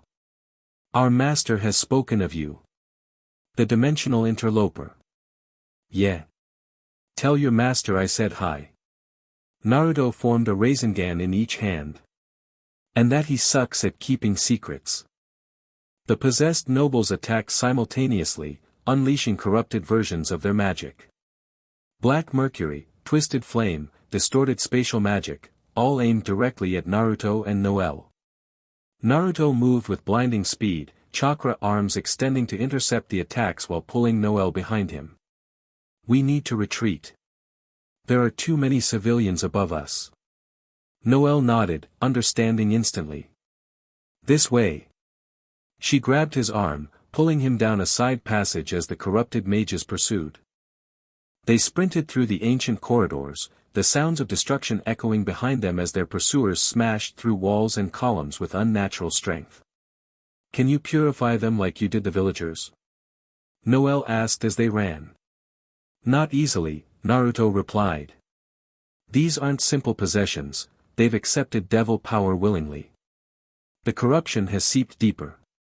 They rounded a corner and found themselves facing a dead end, a solid stone wall with no visible exit. Damn it, Noelle hissed, spinning to face the approaching threat. We'll have to fight. Or make our own exit. Naruto pressed his palm to the wall, channeling chakra to sense what lay beyond. Kitchen storerooms above us. Stand back. He formed a compressed Rasengan, denser than normal but smaller in diameter. With precise control, he drove it into the stone ceiling, the spiraling chakra grinding through ancient mortar and rock without the explosive force of his combat techniques. Stone dust rained down as a perfect circular hole appeared. Naruto quickly created a shadow clone to boost Noelle through, then leapt up himself just as the corrupted nobles reached their position. They emerged in a wine cellar, startling a pair of servants who dropped their bottles in shock. Palace emergency, Noelle commanded, her royal authority cutting through their surprise. Alert the guards immediately. Naruto sensed the possessed nobles beginning to ascend through the hole. No time, he said, grabbing Noelle's hand. Flying Thunder God. In a flash of gold, they disappeared, rematerializing beside Mereoleona in a quiet alcove off the main ballroom. Found them, Naruto said without preamble. 7 nobles corrupted by devils, planning to sacrifice the entire assembly 3 days from now. Mereoleona's eyes blazed. Names? Didn't see faces clearly, Naruto admitted. But they know who I am. Called me the dimensional interloper, and said their master has spoken about me specifically. They're coming up from the cellars now, Noelle added urgently. We need to evacuate the ballroom before. The massive crystal chandeliers overhead shattered simultaneously, raining glass upon the assembled nobles. Screams erupted as dark energy surged through the room, forming a swirling vortex above the dance floor. Too late, Mereoleona growled, flames already wreathing her fists. They're forcing our hand. The ballroom doors slammed shut, sealing by some unseen magic. From the vortex, a figure descended, tall and regal, with skin like polished onyx and eyes that burned like molten gold. Unlike the twisted forms of possessed mages, this being maintained a perfect humanoid appearance, beautiful and terrible in equal measure. Esteemed nobility of the Clover Kingdom, the figure spoke, voice resonating with unnatural harmonics. I am Mephistos, commander of the 7th Devil Legion. Tonight, you witness the dawn of a new age.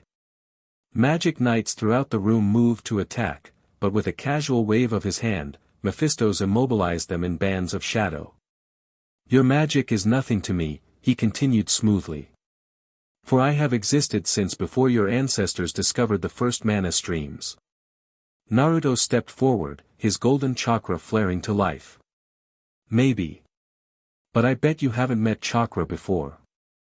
Mephistos turned slowly, his burning gaze fixing on Naruto with genuine interest. The sage from beyond. My master will be most pleased when I deliver your head. You can try, Naruto replied, creating 2 shadow clones that moved to protect nearby civilians.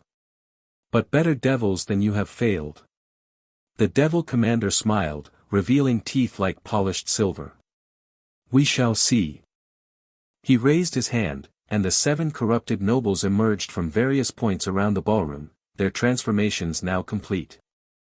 No longer human, they resembled lesser versions of Mephistos himself, elegant horrors radiating dark power. My disciples have ascended, Mephistos announced.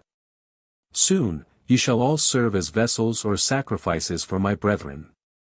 Mereoleona broke free of her momentary shock, flames erupting around her with such intensity that nearby decorations withered.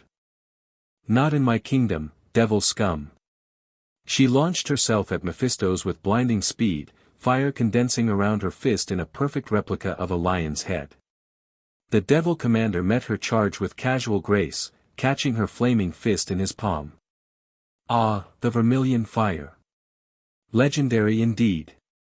His fingers closed around her hand, black energy seeping into her flames.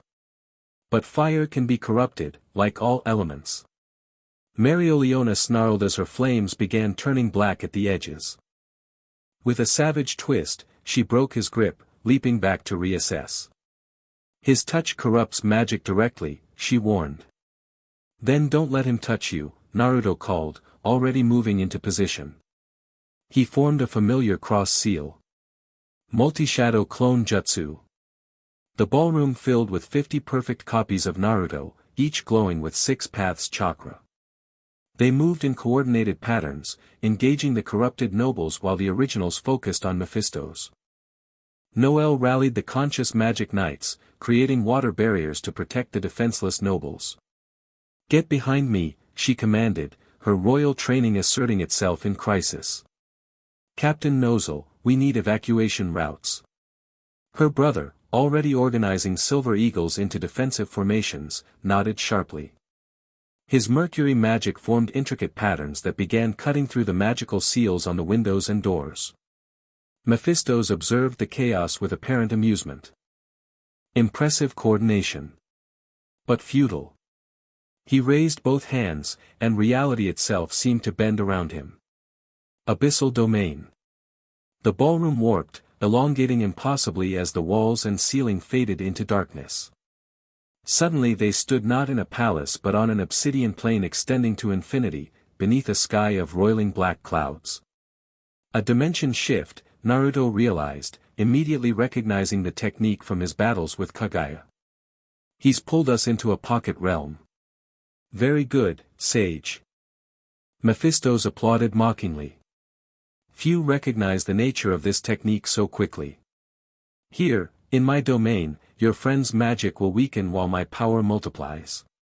True to his words, the magic knight's spells began faltering, colors dulling as their mana struggled against the oppressive atmosphere. Even Mereoleona's flames seemed dimmer, though her ferocious expression hadn't changed a bit. Naruto, however, felt no such dampening effect. If anything, the dimensional shift had invigorated his chakra, the golden energy burning even brighter against the surrounding darkness. Mephistos noticed too, his confident smile faltering slightly. Curious. The domain affects even devils, yet you shine brighter. That's because I've fought in dimensions beyond yours, Naruto replied, chakra arms extending from his back. This isn't even the weirdest one. With that, he attacked, moving faster than most eyes could track. Chakra arms struck from multiple angles while Naruto himself delivered a Rasengan directly to the Devil Commander's chest. Mephisto's blocked the chakra arms with darkness barriers but hadn't anticipated the speed of Naruto's main attack. The Rasengan connected, grinding against his obsidian skin and finally breaking through, sending him staggering backward. For the first time, the devil's composure cracked, genuine surprise crossing his features as he looked down at the swirling damage to his chest. What manner of energy is this? Told you, Naruto pressed his advantage, forming a larger Rasengan in his palm. You've never dealt with chakra before. Across the dimensional battlefield, Mereoleona had engaged 3 of the corrupted nobles, her diminished flames still proving formidable as she fought with brutal efficiency. Their cores. She shouted to the other knights. Target the crystal structures in their chests. Noelle had adapted quickly to the changing conditions, switching from large-scale water magic to precise, concentrated spears that required less mana but penetrated with greater force. She moved with newfound confidence, directing knights twice her age with clear commands. Mephisto's recovered from his surprise, darkness swirling around him to repair the damage to his form. Impressive, sage. But my domain offers infinite regeneration. His eyes narrowed. Let us test your limits. The ground beneath them erupted into countless blade-like formations that sought Naruto's flesh. Simultaneously, the air itself seemed to congeal into acidic droplets that fell like rain. Naruto responded by elevating his chakra mode, the golden energy expanding into a full Kurama avatar that towered over the battlefield, 9 tails sweeping away the ground attacks while its form repelled the caustic rain. What is this? Mephisto's took an involuntary step back, genuine alarm replacing his confidence. No human possesses such power. Good thing I'm not just human anymore, Naruto replied, his voice echoing from the massive chakra construct. Now, let's break your little dimension. The Kurama avatar raised both massive paws, slamming them together in a thunderous clap that sent shockwaves rippling through the fabric of the pocket dimension. Cracks appeared in the obsidian sky, light from the real world bleeding through. Impossible. Mephisto snarled, pouring more power into maintaining his domain. No being can shatter a devil's dimensional prison from within. Yeah, I get that a lot, Naruto replied. The Kurama avatar drew back one massive fist. Might want to brace yourself. The impact when it came was catastrophic, not just striking Mephisto's but the dimensional fabric itself. Reality shattered like glass, fragments of the pocket dimension falling away to reveal the ballroom once more. Knights and nobles alike staggered as they were abruptly returned to the real world, many falling to their knees from the disorientation. Naruto's chakra avatar dissipated, though the golden glow remained around his form. Mephisto's crashed into the refreshment table, his perfect appearance now marred by cracks spreading across his obsidian skin. The corrupted nobles faltered as their master's power waned, giving Mereoleona and the other knights the opening they needed. Now!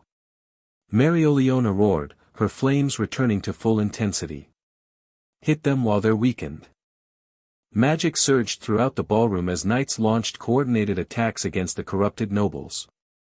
Noelle's water spears found their mark, piercing through the crystal core of one nobleman and causing his devil form to collapse in on itself, leaving an unconscious human in its place.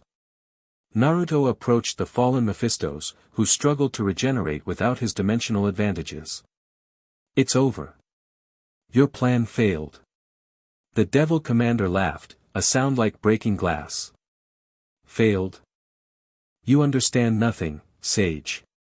This was merely a test, to measure your power, to confirm your presence. His cracked face formed a terrible smile. My master knows you now. He sees you clearly. Great, Naruto crouched beside him. Then he can see this too. His palm began glowing with purifying energy. Tell your boss that if he wants me, he can come himself instead of sending lackeys. He will, Mephistos promised, his form beginning to disintegrate. The King of Devils does not forgive interference. When he comes, all worlds will tremble. Naruto placed his palm against the devil's chest, golden energy surging into the corrupted form. Yeah, well, when he does, he'll find I've conquered all devils in my world.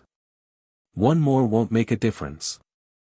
Mephisto screamed as the purifying energy tore through him, his physical form dissolving into black smoke that Naruto's chakra systematically neutralized. Within moments, nothing remained but a small, cracked crystal similar to the one they'd found at the ritual site. Around the ballroom, the knights had subdued the remaining corrupted nobles, Mereoleona's guidance allowing them to exorcise the devils without killing the hosts. The nobles themselves lay unconscious, their bodies slowly returning to human form. Noelle approached Naruto, her elegant gown torn and splattered but her posture unbowed. Is it over? For now, Naruto replied, pocketing the devil crystal. But that was way too easy. Easy? Noelle raised an eyebrow, gesturing to the devastated ballroom. Half the royal court is unconscious, the palace is in ruins, and we nearly got trapped in a devil dimension. Exactly, Naruto nodded. A devil commander shouldn't go down this quickly. He wanted to be defeated here. Mereoleona joined them, wiping blood from a cut on her cheek. A reconnaissance mission disguised as an attack. Classic strategy. But why? Noelle asked. What did they gain? Naruto's expression darkened. They confirmed I'm here. That my powers work against them. And they probably measured exactly how much power it took me to break that dimension. He looked around at the recovering nobles and knights. They sacrificed 7 willing disciples and a commander to gather intelligence. Which means whatever comes next will be calibrated against your abilities, Mereoleona concluded grimly. We need to speak with the Wizard King immediately, Noelle said. If this was just reconnaissance, their real plan must be far worse. Before they could move, Noelle approached, his perfect composure finally showing cracks after the battle. His silver hair was disheveled, and his royal robes bore scorch marks. Sister, he acknowledged Noelle with newfound respect in his tone. Your actions tonight saved many lives. His gaze shifted to Naruto, studying him with calculated interest. And you, Uzumaki. It seems the reports of your powers were not exaggerated. Told you, Naruto shrugged. But we've got bigger problems. That devil mentioned a specific timeline, 3 days until some celestial alignment. Whatever their real plan is, it happens then. Noelle nodded sharply. I've already dispatched Silver Eagles to secure the corrupted nobles for interrogation. If they were willing participants, they may have valuable information. And if they were unwilling? Noelle asked. Then we may still extract memories through magic, Noelle replied. Either way, we will discover their plans. He paused, seeming to struggle with his next words. I may have misjudged your involvement, foreigner. The kingdom owes you a debt. Save the thanks for after we stop their real plan, Naruto said. Right now, we need every magic knight searching for similar ritual sites to the one we found before. If they're planning something bigger, they'll need a larger ritual ground. Agreed, Mereoleona said. I'll organize search parties immediately. She clapped a hand on Naruto's shoulder with enough force to stagger a normal man. You did well, Dimension Boy. That golden fox thing was impressive. Thanks, Naruto grinned despite the circumstances. You weren't so bad yourself, even with your magic dampened. A small smile curved Noelle's lips as she watched their interaction. Despite the devastation around them, she felt a strange sense of rightness, as if the three of them had been fighting together for years rather than days. In the aftermath of what quickly became known as the Royal Devil Incident, the Magic Knights mobilized on an unprecedented scale. The Wizard King established a command center in the palace, coordinating search efforts across the kingdom while researchers pored over the texts recovered from both ritual sites. 3 days later, Naruto stood before a massive map table in the command center, fatigue evident in his posture but determination undiminished. He'd slept perhaps 6 hours total since the attack, dividing himself between search efforts with his shadow clones and assisting the research team with his knowledge of dimensional mechanics. Anything? Noelle asked, entering with 2 steaming cups. She handed one to Naruto, who accepted it gratefully. Nothing concrete, he admitted, sipping the bitter brew. We found 3 smaller ritual sites, but they're all secondary nodes, not the main stage for whatever they're planning. Noelle studied the map, where red markers indicated confirmed devil activity and blue showed ritual sites they'd neutralized. The pattern still doesn't make sense. They're too scattered. Unless you look at it from above, Naruto said, manipulating the magical display to show a bird's-eye view. Connect the major sites and what do you see? Noelle squinted, then sucked in a breath as recognition dawned. A massive magic circle. With the capital at its center. Exactly. They don't need one big ritual site, they're turning the entire kingdom into one. Naruto traced the pattern with his finger. 7 major nodes forming a containment barrier, with the palace as the focal point. But we secured the palace after the attack, Noelle protested. There's nothing there that could, the dungeons, Mereoleona interrupted, striding into the room with purpose. She slapped a dusty tome onto the table. The ancient royal dungeons beneath the palace were originally a temple complex dating back before the kingdom's founding. Naruto quickly scanned the pages she'd marked. A temple to what? Not what. Who? Mereoleona's expression was grim. The texts refer to beings called the Bold Ones, entities that existed before devils, before even the underworld took its current form. And let me guess, Naruto sighed, tonight's celestial alignment opens a path to wherever these old ones have been trapped. According to this, yes. Mereoleona pointed to a star chart in the tome. When the chariot and the serpent align with the blood moon, the veil between realms thins to nothing. Noelle checked the astronomical calendar nearby. That's tonight. 3 hours from now. Perfect. Naruto straightened, weariness falling away as adrenaline kicked in. We need to get to those dungeons immediately. Already arranged, Mereoleona said. Julius is assembling the captains as we speak. Naruto shook his head. Too many people might trigger whatever defenses they've set up. We 3 know what to look for, and we've fought together before. Mereoleona's eyes gleamed with approval. I was hoping you'd say that. A small strike team can move faster, hit harder. Are you both insane? Noelle demanded, though there was no real heat in her words. These are the same devils who nearly trapped us in another dimension. We should bring everyone we can. And risk more possessed knights if something goes wrong. Naruto countered gently. The 3 of us have the best chance, you with royal blood to bypass ancient wards, Mereoleona with the raw power to counter whatever guardians they've placed, and me with the ability to disrupt devil energy. Noelle wanted to argue further, but the logic was sound. Instead, she straightened her shoulders, a determined glint entering her eyes. Then we'd better prepare properly. I'm not walking into Devil Central with just a wand and hope. Mereoleona grinned fiercely. That's the spirit. Meet at the East Courtyard in 20 minutes. Bring only what you can fight in. As the fire captain strode out to make her own preparations, Naruto turned to Noelle. You sure about this?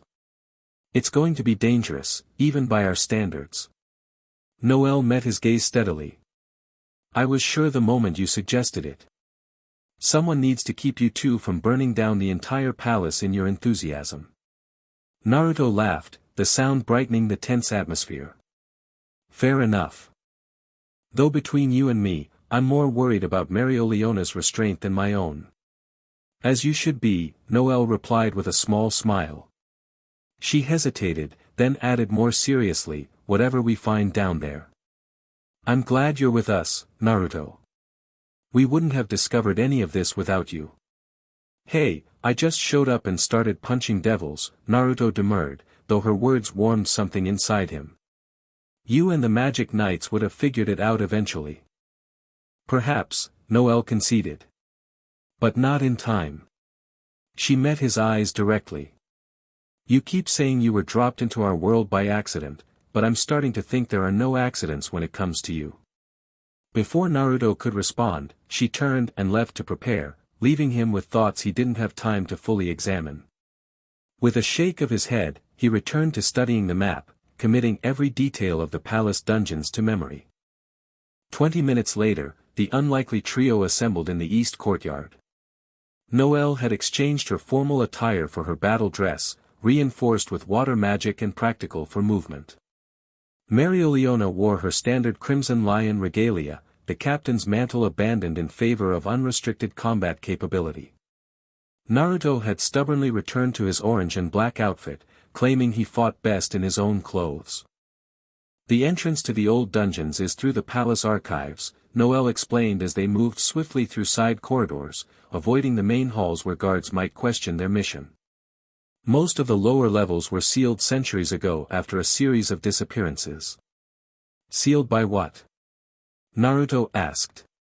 Royal blood magic, Noelle replied. Only a member of the 4 great houses can open the passages. Which is why I'm coming along, she added with a pointed look at Mereoleona, who had originally suggested she stay behind. The archives themselves were dimly lit, towering shelves filled with ancient tomes and scrolls. Dust motes danced in the few shafts of light that penetrated the high windows. Noelle led them to an unremarkable section of wall behind the oldest records. The entrance should be here, according to the plans. She pressed her palm against the stone, channeling her mana in a pattern unique to House Silva. For a moment, nothing happened, then lines of light spread from her hand, tracing an archway that shimmered into existence. Blood magic, Mereoleona observed with grudging respect. Effective. The passage beyond was narrow and steep, ancient stone steps descending into darkness. Mereoleona conjured flames that hovered above them, providing illumination without needing to be held. I'll take point, she said, already moving ahead. Naruto in the middle to sense threats, Noelle rear guard to secure our exit. They descended in silence, the air growing colder and heavier with each level they passed. Naruto extended his senses, searching for the telltale corruption of devil energy. Something's not right, he murmured after they descended for nearly 10 minutes. I should be sensing devil energy by now, but there's nothing, not even residual traces. Perhaps we're wrong about the location, Noelle suggested. Mereoleona shook her head. No. Look. She indicated the walls, where subtle carvings became visible in her firelight, symbols similar to those they'd found at the previous ritual sites, but older, more refined. These aren't devil runes, Naruto realized, examining them closely. There's something else entirely. Almost like. He trailed off, a chill running down his spine that had nothing to do with the ambient temperature. Like what? Mereoleona prompted. Like Otsutsuki script, Naruto finished. From my world. The language of the Dimension Eaters. A heavy silence fell as they processed the implications. You think the devils are working with these Otsutsuki beings? Noelle asked finally. No, Naruto shook his head. I think they might be related somehow. Different branches of the same tree, maybe. He traced one symbol with his finger. This means, gateway, in their language, and this one. Harvest. They're not summoning devils. They're using devil energy to open a path to something else entirely. To these old ones, Mereoleona concluded grimly. Who might be my world's equivalent of the Otsutsuki, Naruto added. Which would explain why I was pulled here. My chakra is specifically attuned to fighting them after what happened with Kaguya. Their discussion was interrupted by a subtle vibration that ran through the stones beneath their feet. Dust drifted down from the ceiling as the entire structure seemed to shudder. It's starting, Naruto said, already moving faster down the stairs. The alignment must be beginning. They abandoned caution, racing down the remaining levels until they emerged into a vast circular chamber that defied the dimensions of the palace above. The ceiling soared impossibly high, supported by columns carved with the same ancient script. At the center stood a raised dais where a familiar dark crystal pulsated with growing intensity. But what truly drew their attention were the 7 figures arranged around the dais, not the corrupted nobles they'd expected, but 7 perfect crystalline statues, each resembling a different humanoid form. The crystal material glowed with internal light, pulsing in synchronization with the central gem. Artificial vessels, Naruto realized. They're creating bodies for whatever's coming through. Before they could approach, the air between them and the dais rippled. A figure stepped through what appeared to be a tear in reality itself, tall and regal, with features that reminded Naruto painfully of Kaguya, though distinctly masculine and crowned with 4 horns rather than 2. "Welcome, God Sage," the being spoke, voice resonating with power that made the chamber itself vibrate. "I've waited a long time to meet you. Who are you?" Naruto demanded, already entering 6 paths mode, golden chakra illuminating the chamber. The being smiled, an expression devoid of warmth. "In this realm, they once called me Astaroth, King of Devils. But in the world you know, my name was Momoshiki Otsutsuki." Naruto froze, shock coursing through him. "Impossible. Momoshiki died." "I saw it happen." "You saw a vessel die," the being corrected. "My essence scattered across dimensions, finding refuge in this realm's underworld, where I gradually rebuilt my strength and identity." He gestured to the crystal vessels. "Tonight, I reclaim my true form and reunite my scattered kin." Mereoleona and Noelle moved to flank Naruto, their magic ready despite not fully understanding the conversation. "This devil knows you?" Mereoleona asked quietly. "Not a devil," Naruto replied, never taking his eyes off Astaroth/Momoshiki. "An Otsutsuki. A clan of dimensional parasites that consume worlds. And yes, I fought one with his face before." Astaroth observed their exchange with apparent amusement. "Your companions are brave, if ignorant. Do they understand they stand before a god?" "You're no god," Naruto retorted. "Just a parasite with delusions of grandeur. And if I beat you once, I can do it again."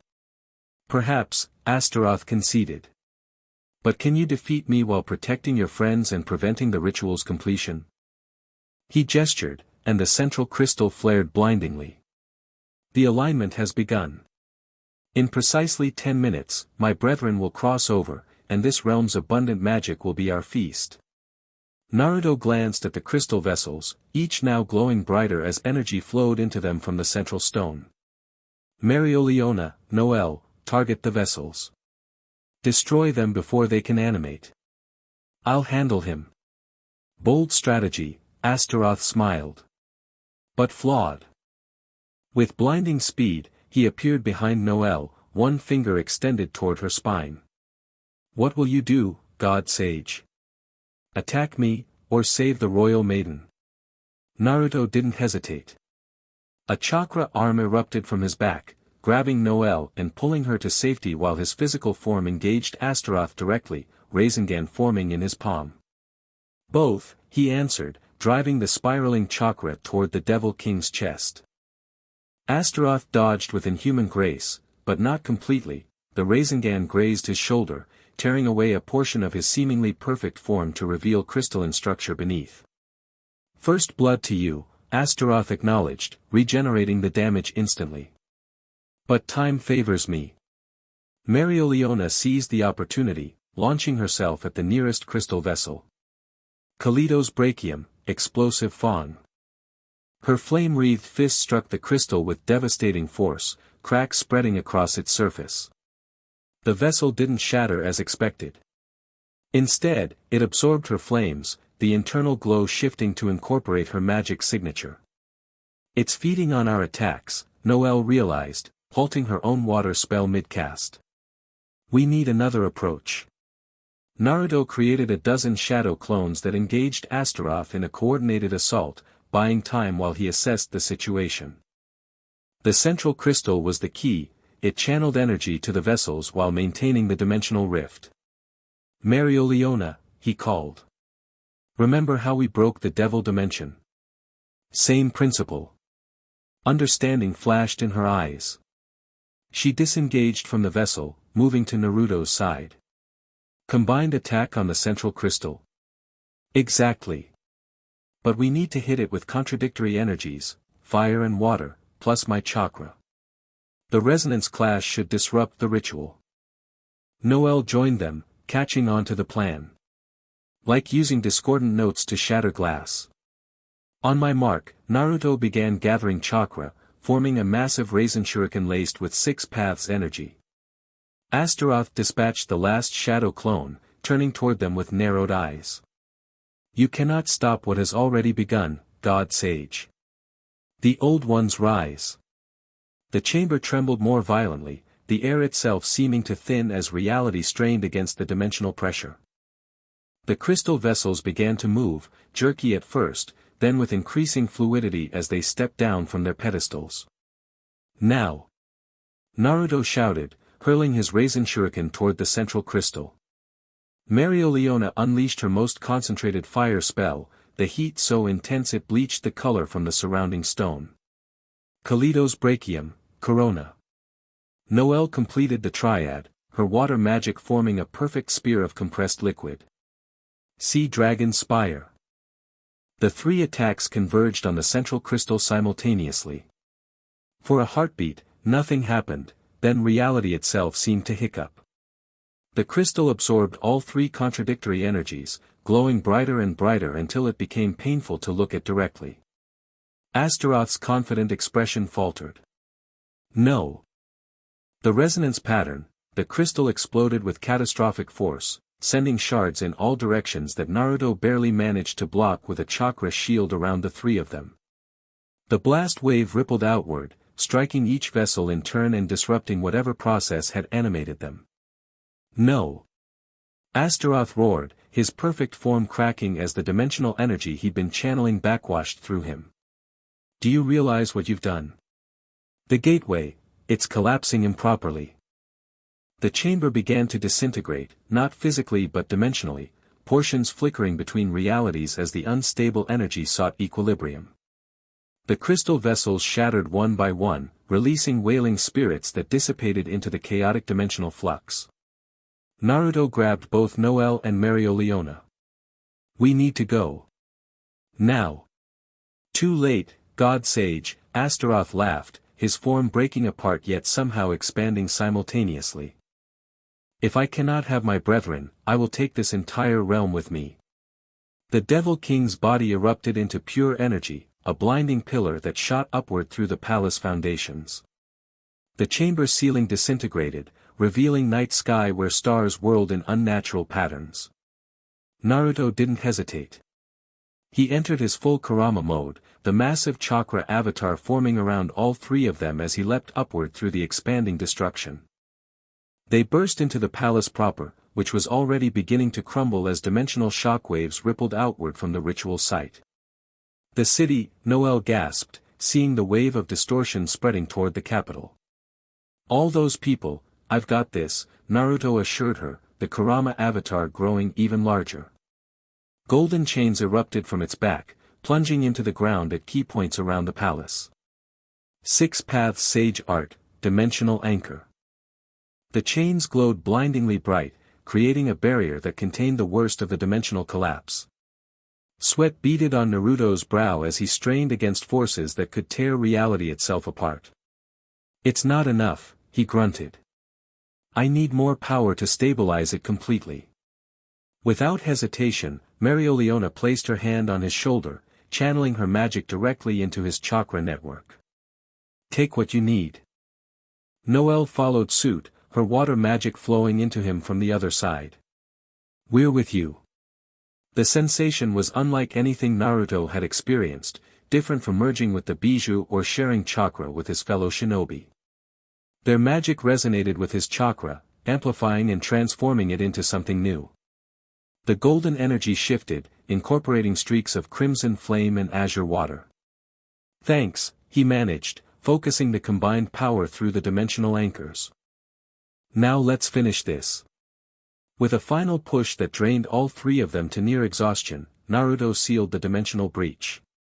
Reality snapped back into place with an almost audible thrum, the palace still standing despite significant structural damage. The Kurama avatar faded as Naruto dropped to one knee, breathing heavily. Mereoleona and Noelle weren't in much better shape, both pale from mana exhaustion. "Did we win?" Noelle asked between breaths. Naruto extended his senses, searching for any trace of Astaroth or dimensional instability. "I think so. The breach is closed. Whatever Astaroth was trying to summon remains trapped in their dimension." "And the Devil King himself?" Mereoleona questioned, already pushing herself back to her feet through sheer stubbornness. "Gone," Naruto confirmed. "Though whether destroyed completely or simply banished, I can't be sure." They made their way carefully through the damaged palace, finding knights and guards already organizing evacuation and rescue efforts. The Wizard King himself met them in what remained of the grand entrance hall, his expression grave but relieved. "I felt the dimensional disturbance from halfway across the kingdom," Julius said without preamble. "The magical readings were off the scale." "Devil King tried to bring his friends over for dinner," Mereoleona explained bluntly. "We cancelled the reservation." Julius's eyes widened. "Devil King? Not just a commander?" "Worse," Naruto said. "An entity that's been manipulating devils from beyond their dimension. Something from my world that found its way here." Understanding dawned in Julius's eyes. "That explains your arrival as well. The universe maintaining balance." "Maybe," Naruto conceded. "Or maybe just dumb luck. Either way, the immediate threat is contained." "For which the kingdom owes you an immeasurable debt," Julius said solemnly. "All three of you." Noelle straightened despite her exhaustion. "We were just doing our duty, Wizard King." "With exceptional results," Julius smiled. "Though I suspect we'll be dealing with the aftermath for some time. The magical disturbances have triggered phenomena across the kingdom. We should investigate those," Mereoleona said immediately, ever ready for the next challenge. Julius chuckled. "After you've rested, Captain Vermilion. Even your legendary stamina has limits." As if his words had permission, the adrenaline that had sustained them began to fade. Naruto felt weeks of accumulated fatigue crash down upon him, his knees buckling slightly.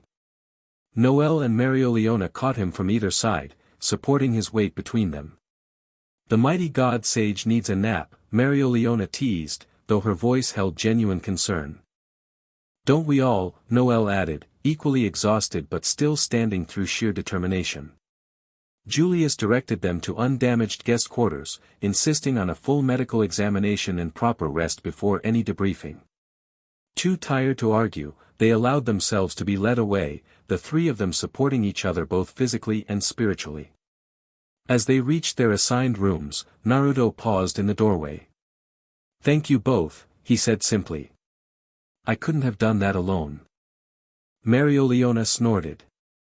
"Of course not. That's why you have us." "A team," Noelle added softly. The word hung between them, weighted with implications none of them had the energy to examine just yet. With tired smiles, they separated to their individual rooms, each falling into much-needed rest. Outside, the night sky slowly returned to normal, stars resuming their proper patterns as the celestial alignment passed. The danger had been averted, for now. But as Naruto drifted into exhausted sleep, he couldn't shake the feeling that they'd won a battle, not the war. Somewhere, in some form, Astaroth survived. And if there was one thing Naruto knew about dimensional entities with god complexes, it was that they never stayed defeated for long. Chapter 3, God Sage Ascendant. Naruto woke to sunlight streaming through tall windows and the distant sounds of reconstruction. His body ached in ways he hadn't experienced since the Fourth Great Ninja War, but his chakra had mostly replenished during 3 days of near-continuous sleep. 3 days. He sat up quickly, memories of the dimensional crisis flooding back. Finally awake, Dimension Boy. Mereoleona lounged in a chair across the room, one leg thrown casually over the armrest. Despite her relaxed posture, Naruto noticed the fresh bandages wrapped around her forearms and the healing burn along her jawline. "How long have you been watching me sleep?" he asked, stretching carefully. "Long enough to know you snore when you're really exhausted." She tossed an apple across the room, which he caught reflexively. "Eat. You'll need your strength." Naruto bit into the fruit, suddenly aware of his ravenous hunger. "What's happened since?" "Everything. Clean up. Reconstruction." Mereoleona shrugged. "The usual post-apocalypse activities." "Julius has been coordinating recovery efforts while keeping the full truth contained. Most people think it was just a particularly powerful devil attack." "And the dimensional breach?" "Sealed, as far as we can tell. Your little trick with the chakra chain seems to have stabilized things." She studied him with a penetrating gaze. "Though you nearly killed yourself doing it." Naruto waved off her concern. "I've had worse." "Where's Noelle?" Something flickered in Mereoleona's eyes, amusement, perhaps, or something more complex. "Meeting with her family. The Silva household suffered significant damage. She's been splitting time between helping them and checking on you." Naruto finished the apple in a few quick bites. "And you? Someone had to make sure you didn't die in your sleep." She rose, stretching like her namesake lion. "Besides, I had questions only you could answer." "About Astaroth," Naruto guessed. "About all of it." Mereoleona paced the room with restless energy. "These Otsutsuki from your world, their connection to our devils, your specific power against them." She fixed him with a fierce stare. "I need to understand what we're truly facing." Naruto swung his legs over the bed, testing his strength before standing. "I don't have all the answers, but I'll tell you what I know." Before he could begin, the door opened to admit Noelle, who froze momentarily upon seeing Naruto awake. Like Mereoleona, she bore evidence of recent healing, a fading bruise at her temple, fatigue shadows beneath her eyes. "You're awake," she stated, composure returning quickly. "Good. The Wizard King wants to see us as soon as possible." "No, how are you feeling, or, glad you're not dead?" Naruto teased, instantly brightening at her presence. A smile tugged at Noelle's lips despite her attempt at royal dignity. "I assumed your hard head would protect you from any lasting damage." "There she is," Naruto grinned, pleased to see her spirit intact. "Get dressed," Mereoleona interrupted, though her tone held no real impatience. "Julius doesn't call emergency meetings without good reason." As Naruto gathered his clothes from where they'd been cleaned and repaired, he noticed the way both women moved with a new awareness of each other, and of him. Something had shifted during their shared battle against Astaroth, a bond forged through combined magic and chakra that transcended their initial wariness. "Did either of you?" he began, then hesitated. "Feel something when we merged our energies?" Noelle finished quietly. "Yes." Mereoleona gave a curt nod. "Like seeing each other's souls. Very inconvenient." Despite her dismissive tone, Naruto caught the underlying meaning. The energy merger had created a connection none of them had anticipated, one that complicated their already complex dynamic. "We can talk about it later," he promised, sensing both their discomfort and curiosity. "Let's see what Julius has discovered first." The Wizard King's study had been relocated to an undamaged wing of the palace. Maps and magical instruments covered every surface, and several captains were already present when they arrived. "Naruto." Julius greeted him with genuine warmth. "Excellent timing. We've just detected something I believe you'll find particularly interesting." He gestured to a complex magical projection hovering above his desk, a three-dimensional model of the kingdom with swirling energy patterns highlighted in various colors. Most concentrated around the palace, but a distinct signature pulsed from the far northeastern border. Naruto felt it immediately, a familiar resonance that set his teeth on edge. "That's Otsutsuki energy. Astaroth survived." As we suspected, Julius nodded gravely. But there's more. The energy signature appeared 3 hours ago, coinciding with this. He produced a small crystal similar to the ones they'd recovered from previous devil encounters, but this one pulsed with internal light that shifted between colors. A message crystal, Yami Sukahiro identified it, leaning against a bookshelf with his usual casual posture that belied his alertness. Devil communication method. Indeed, Julius confirmed. Addressed specifically to the God Sage and his champions. His eyes met Naruto's. It activated when you woke. He's been monitoring me, Naruto realized. Waiting for me to recover before making his next move. Which means it's a trap, Mereoleona stated flatly. Undoubtedly, Julius agreed. But also our best chance to end this threat permanently. The message itself is quite explicit. He tapped the crystal, which projected a spectral image of Astaroth. The Devil King appeared changed, his formerly perfect form now cracked in places, revealing the crystalline structure beneath, one horn broken at the tip. God Sage, the projection spoke, voice echoing strangely. Our battle remains unfinished. Your interference has cost me my brethren, but also freed me from certain restrictions. Come to the Spectre Mountains within 3 days, or I shall demonstrate my newly unleashed power on this realm's defenseless populations. Bring your champions if you wish, their magic will make a fitting appetizer before I consume your chakra. The message ended, the projection dissolving into motes of light. Well, he's not subtle, Naruto commented dryly. The Spectre Mountains are practically uncharted, Captain Charlotte Roselay noted, pointing to the northeastern region of the map. Ancient magical barriers have prevented exploration for centuries. Barriers which have now failed, Julius added. Our scouts report massive ecological changes, forests dying, wildlife fleeing, waters turning black. Classic signs of high-level devil corruption. Naruto absorbed this information, his mind already analyzing potential strategies. He's wounded, probably weaker than before. The dimensional backlash damaged him significantly. But if he's no longer bound by whatever restrictions he mentioned, he could be more dangerous, Noelle countered.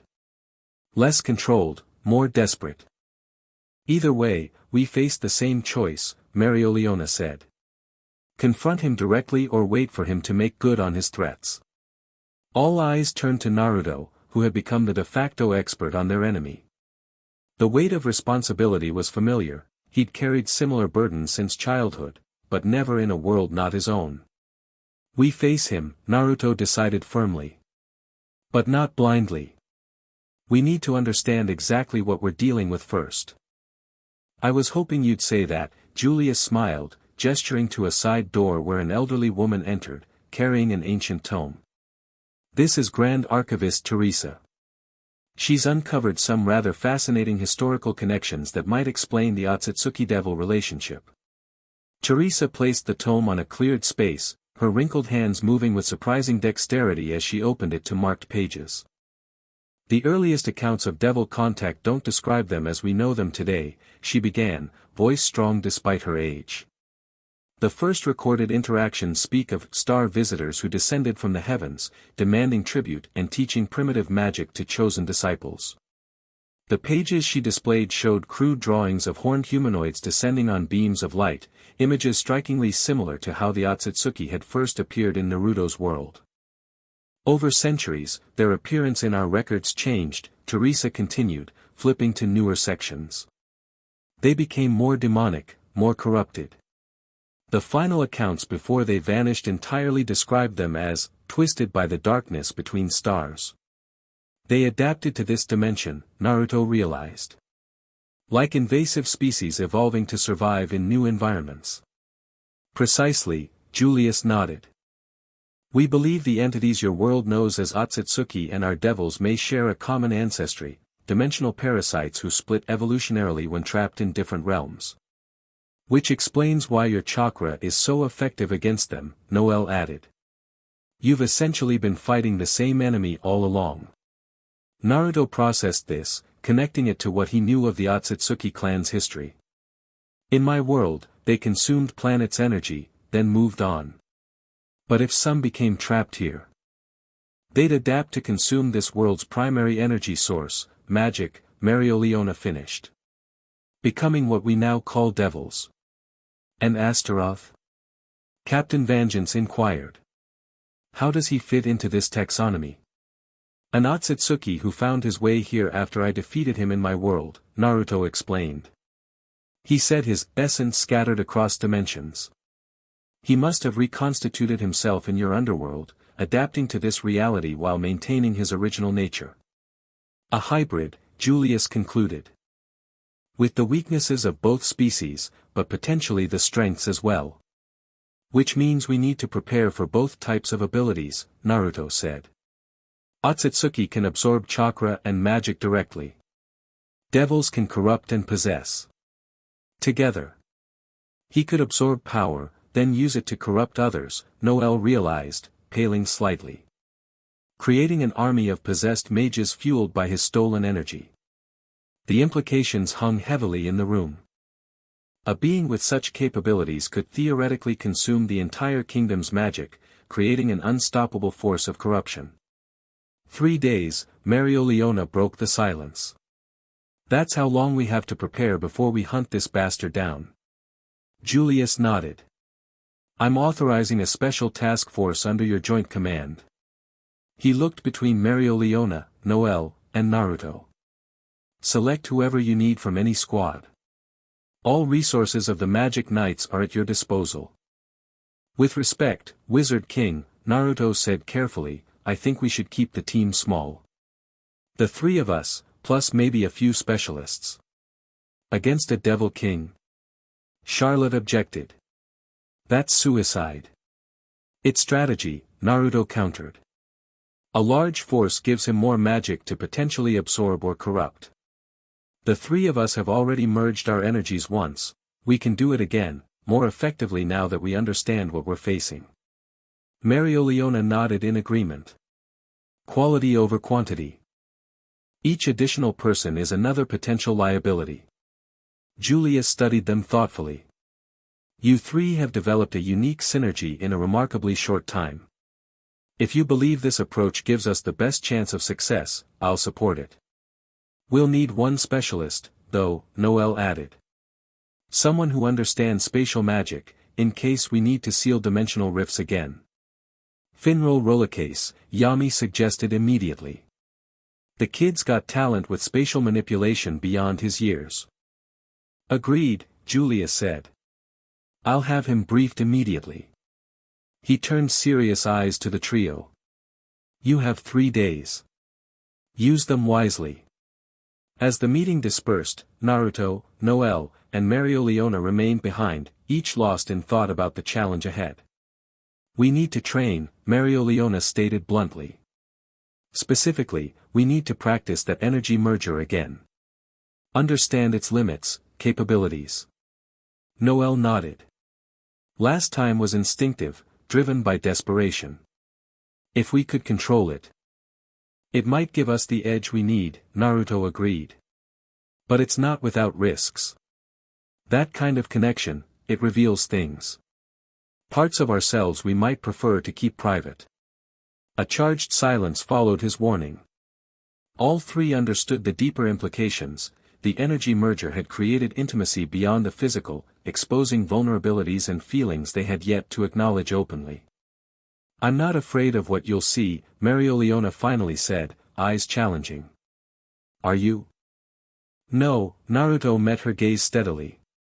But it's only fair to warn you both. This goes beyond normal teamwork.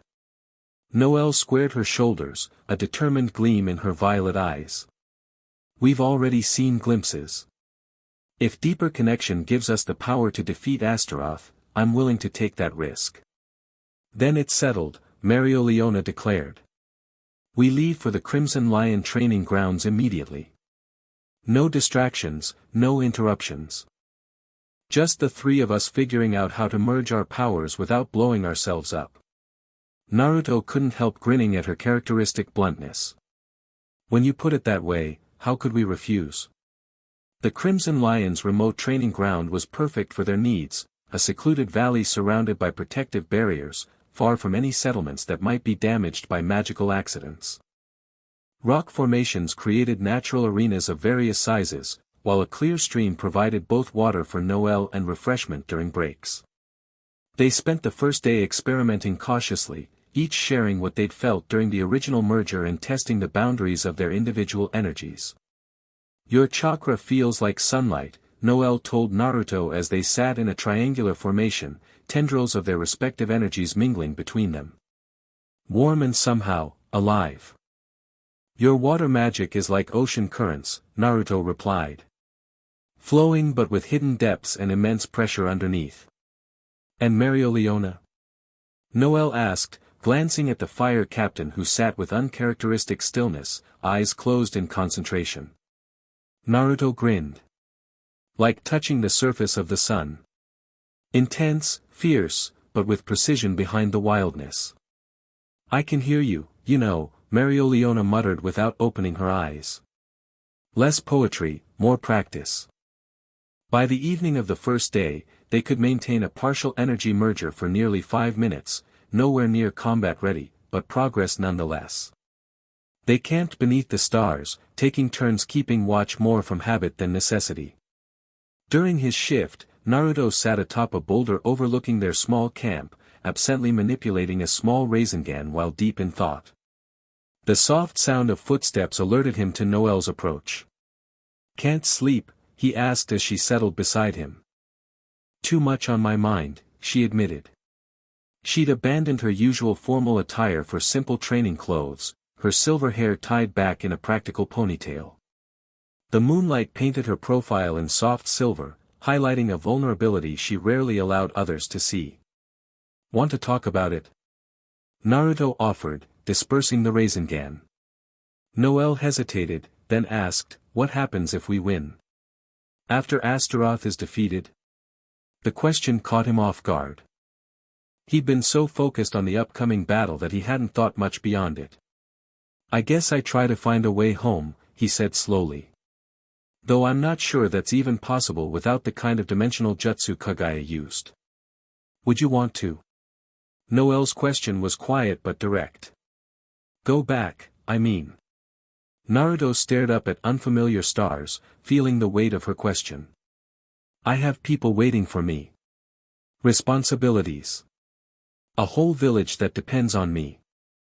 "Of course," Noelle nodded, a hint of something like disappointment crossing her features. "You're important there." "But," Naruto continued, surprising himself with the admission, "I've found something unexpected here too. Connections that feel significant." Their eyes met, and the energy that had mingled during training seemed to stir again, creating an almost tangible current between them. "I felt it," Noelle said softly. "When our energies merged. Your loneliness. Your determination. Your capacity for caring about others." "I felt yours too," Naruto replied. "The pressure you've lived under. The strength you've built despite it. Your loyalty to those you consider worthy." Noelle looked away, unused to being so thoroughly seen and understood. "It's strange, having someone know parts of you that you've never spoken aloud." "Yeah," Naruto agreed. "Though I didn't see everything. Just, impressions. Feelings." "It's the same with Mereoleona," Noelle added after a moment. "I sense things beneath her ferocity. A protectiveness. A need for freedom that rivals her need for strength." "She'd hate knowing we're talking about her this way," Naruto chuckled. "No, she wouldn't," came Mereoleona's voice as she silently joined them on the boulder. "She'd hate if you were wrong, but you're not." Neither Naruto nor Noelle had heard her approach, a testament to her skill even without using magic. "Sorry," Naruto began, but Mereoleona waved him off. "Don't apologize for understanding," she said gruffly. "That's the point of all this, isn't it? To know each other well enough to fight as one." She settled on Naruto's other side, the three of them now shoulder to shoulder beneath the vast sky. "It's more than just fighting, though," Noelle ventured carefully. Isn't it? A pregnant silence followed her question, heavy with unspoken possibilities. Yes, Mereoleona finally answered, uncharacteristically subdued. It is. Naruto felt the weight of the moment, three people from different worlds, thrown together by cosmic circumstance, finding connection none of them had anticipated. Whatever happens with Astaroth, he said, whatever comes after, this matters. He gestured between the three of them. This connection. It's real. Damn right it is, Mereoleona agreed, her usual boldness returning. Now stop getting sentimental and get some sleep. Tomorrow's training will make today look like a warm-up. Despite her gruff tone, she remained seated between them, her warmth palpable in the cool night air. Eventually, Noelle's head drooped against Naruto's shoulder, fatigue overcoming her determination to remain alert. She pushes herself too hard, Mereoleona observed quietly. Reminds me of someone else I know, Naruto replied with a pointed look. Humph. Mereoleona's lips quirked in a small smile. Take her back to camp. I'll finish the watch. As Naruto carefully lifted Noelle, the silver-haired mage stirred slightly but didn't wake. He carried her down to their campsite, gently placing her on her bedroll. When he glanced back up at the boulder, Mereoleona sat silhouetted against the night sky, fierce and solitary, yet somehow no longer alone. The second day of training pushed them beyond individual limits. Mereoleona, true to her reputation, drove them relentlessly, focusing on combat applications of their merged energies. Again. She barked as Naruto and Noelle attempted to channel their powers through her flame construct. The fire needs to maintain integrity while incorporating your energies. Sweat poured down all their faces as they struggled to perfect the technique. The goal was to create attack forms that combined their respective powers, Mereoleona's flames carrying Naruto's chakra and Noelle's water in a harmonious rather than contradictory blend. It's like trying to mix oil and water without them separating, Naruto grunted, golden chakra straining to mesh with Mereoleona's crimson flames. No, Noelle corrected, her voice taut with concentration. It's like creating a new element entirely. Not just layering our powers, but transforming them. Something clicked at her words. Naruto remembered how he and Sasuke had combined their most powerful techniques, not by simply launching them side by side, but by fundamentally interweaving the energies at their core. I've got it, he said suddenly. We're approaching this wrong. Instead of pushing our powers together, we need to build from a shared foundation. He extended both hands, one to each woman. Trust me. They didn't hesitate, each clasping one of his offered hands. Naruto closed his eyes, drawing on his experience sharing chakra during the war. Don't push your energy outward, he instructed. Let it flow into the center between us, like water finding its lowest point. I'll act as the conduit. Slowly, tentatively, Mereoleona and Noelle relaxed their usual tight control, allowing their magic to flow through Naruto's chakra network. He gasped at the sensation, fire and water magic coursing through pathways designed for chakra alone, painful but exhilarating. Now, he managed through gritted teeth, form the image in your mind. Not three separate attacks, but one unified force. A sphere began to materialize between them, suspended in the air where their joined hands met. Unlike their previous attempts at combining powers, this orb didn't show distinct layers of gold, crimson, and blue. Instead, it swirled with an entirely new energy, opalescent, shifting between colors like the surface of a soap bubble, yet radiating power that made the air itself vibrate. That's it, Noelle whispered, awe overcoming exhaustion. It's beautiful. And deadly, Mereoleona added with satisfaction. I can feel the destructive potential. Naruto studied the orb carefully, sensing its composition. Its perfect balance, your fire's heat, Noelle's water's impact, my chakra's penetration. Together, they've become something else entirely. What should we call it? Noelle asked. Mereoleona considered the shimmering sphere. Trinitas, she decided. Ancient word for, three becoming one. Trinitas, Naruto repeated, feeling the rightness of the name. Let's see what it can do. They directed the orb toward a massive boulder at the far end of the training ground. Upon impact, the Trinitas didn't explode like a Rasengan or splash like water magic or incinerate like Mereoleona's flames. Instead, it seemed to unmake the boulder at a fundamental level. The stone simply ceased to exist, leaving nothing behind, not even dust. Holy shit, Naruto breathed, breaking their shared concentration enough that the energy connection dissipated. That was. Noelle struggled to find words. Perfect, Mereoleona finished, a rare genuine smile lighting her features. Astaroth won't know what hit him. They spent the remainder of the day refining the technique, learning its limits and requirements. The Trinitas consumed enormous amounts of energy from all three of them, making it impossible to use repeatedly in battle. But as a finishing move against a powerful opponent, it was unparalleled. By nightfall, exhaustion had claimed them completely. They collapsed around their campfire, too tired even for conversation. Naruto found himself in the middle, Noelle curled against his left side while Mereoleona stretched out on his right, her usual distance abandoned in favor of shared warmth. The last thing he remembered before sleep took him was the strange rightness of it all, three warriors from different worlds, finding perfect harmony in their differences. The third day dawned clear and crisp.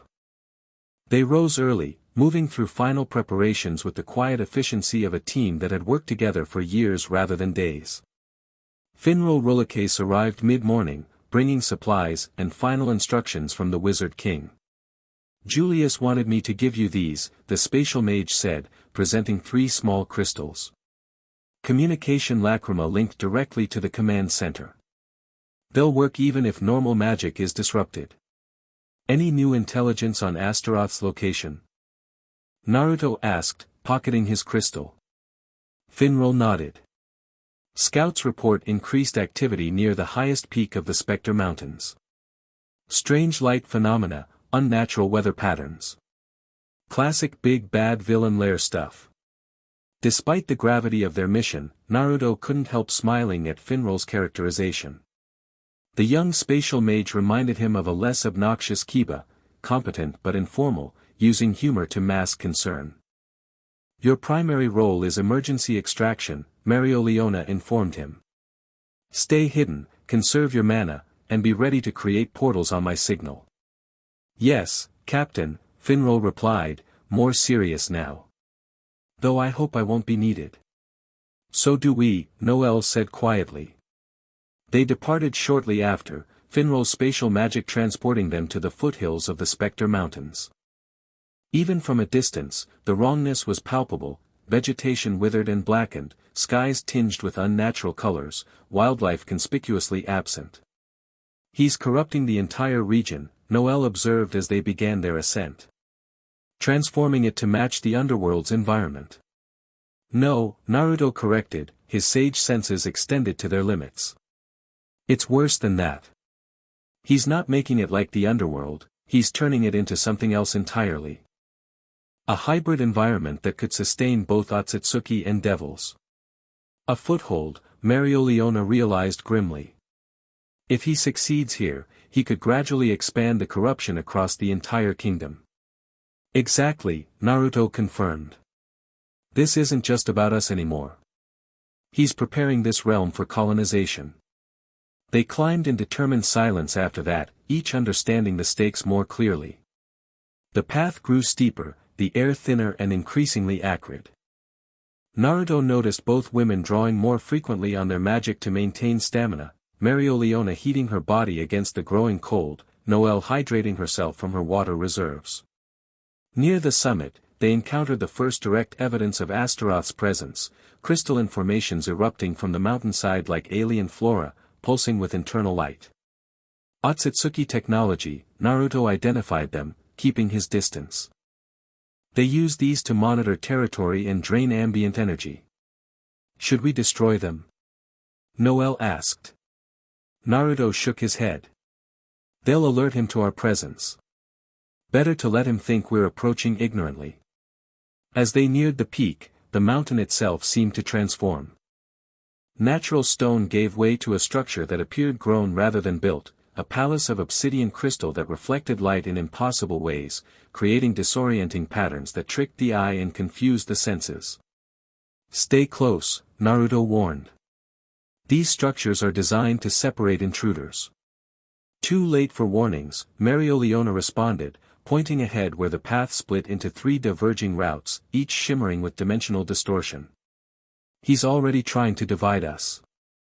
Before they could decide on a course of action, the air before them rippled. Astaroth appeared, looking both more and less human than before.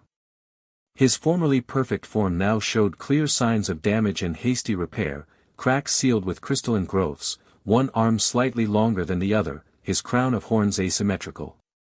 "Welcome, champions," he greeted them, voice echoing strangely as if coming from multiple sources simultaneously. "Right on schedule." Naruto stepped forward, golden chakra already beginning to emanate from his form. "This ends today, Astaroth. Or Mamashiki.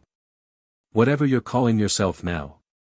The Devil King smiled, revealing teeth too numerous and sharp to be human. "Names are such transient things, aren't they? Vessels change, identities evolve, but essence remains." His golden eyes fixed on Naruto with disturbing intensity. "You should understand that better than most, Jinchuriki." The use of that term, one specific to Naruto's world, confirmed any lingering doubts about Astaroth's true identity. "How did you find this dimension?" Naruto demanded, buying time as he subtly signaled Mereoleona and Noelle to prepare their energies. "When you and that Uchiha boy destroyed my physical form, my consciousness shattered across the dimensional barriers," Astaroth explained, apparently willing to indulge their curiosity. "Most fragments dissipated into nothingness, but one, the strongest, containing my core essence, drifted through the void until it encountered this realm's underworld." He gestured to their surroundings. "A fascinating place, filled with entities not unlike our kind, yet evolved along different paths.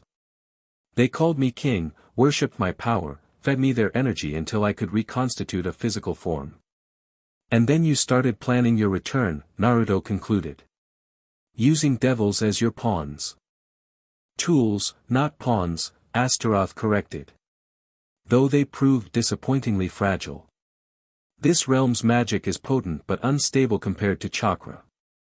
His gaze shifted to Mereoleona and Noelle. "Which is why these two interest me greatly. Their magical cores are unusually resilient, capable of interfacing with your chakra without disintegrating. A rare quality I intend to study more thoroughly after I've dealt with you." "That's not happening," Mereoleona growled, flames already dancing around her fists. "Your confidence is amusing," Astaroth smiled. "But ultimately misplaced. While you 3 have been training to face me, I've been preparing a special welcome." He raised one elongated hand, snapping fingers that produced an echoing crack. The mountain beneath them trembled, and from 3 points around the crystal palace, massive forms emerged, each resembling Astaroth himself but composed entirely of the same pulsing crystal as the monitoring structures. "My children," he announced proudly. "Grown from my own essence, each programmed with one of your specific energy signatures." He pointed to Naruto. "Yours consumes chakra. To Mereoleona, yours devours fire. To Noelle, and yours absorbs water." The crystal constructs oriented toward their designated targets, features forming from the smooth surfaces to create crude approximations of faces. "I considered fighting you together," Astaroth continued conversationally. "But my analysis of your previous victory suggested your combined abilities pose a genuine threat. Much safer to separate you, don't you agree?" Before they could react, the ground beneath them split. Naruto lunged for his companions, but dimensional barriers flickered into existence, dividing the mountain peak into 3 isolated battlegrounds. "Classic villain move," Naruto muttered, finding himself alone facing the chakra-consuming construct. Through the shimmering barriers, he could see Mereoleona and Noelle similarly isolated with their respective opponents. "Your designated battlegrounds have been specially prepared," Astaroth's voice echoed from everywhere and nowhere. Each environment reinforces my constructs while hindering your particular abilities. Fair fights are for lesser beings. Naruto quickly assessed his surroundings. The area around him seemed normal at first glance, but he soon noticed the subtle wrongness. Natural energy, which he would normally absorb in Sage mode, was being actively drained away. The construct facing him was essentially a mobile chakra vacuum, creating a dead zone that would make Sage mode difficult to maintain. Clever, he admitted reluctantly. But I've fought without Sage mode before. He could see Mereoleona's arena was unnaturally cold and damp, the air itself seeming to suppress flames, while Noelle's section appeared bone-dry, the very moisture being pulled from the atmosphere. Each construct advanced on its target with the unhurried confidence of a predator that knows its prey cannot escape. Begin, Astaroth commanded, his physical form dissolving into motes of light that distributed equally among the three battlegrounds, allowing him to observe each fight simultaneously. Naruto didn't wait for his opponent to reach him. He charged directly at the crystal construct, a Rasengan forming in his palm.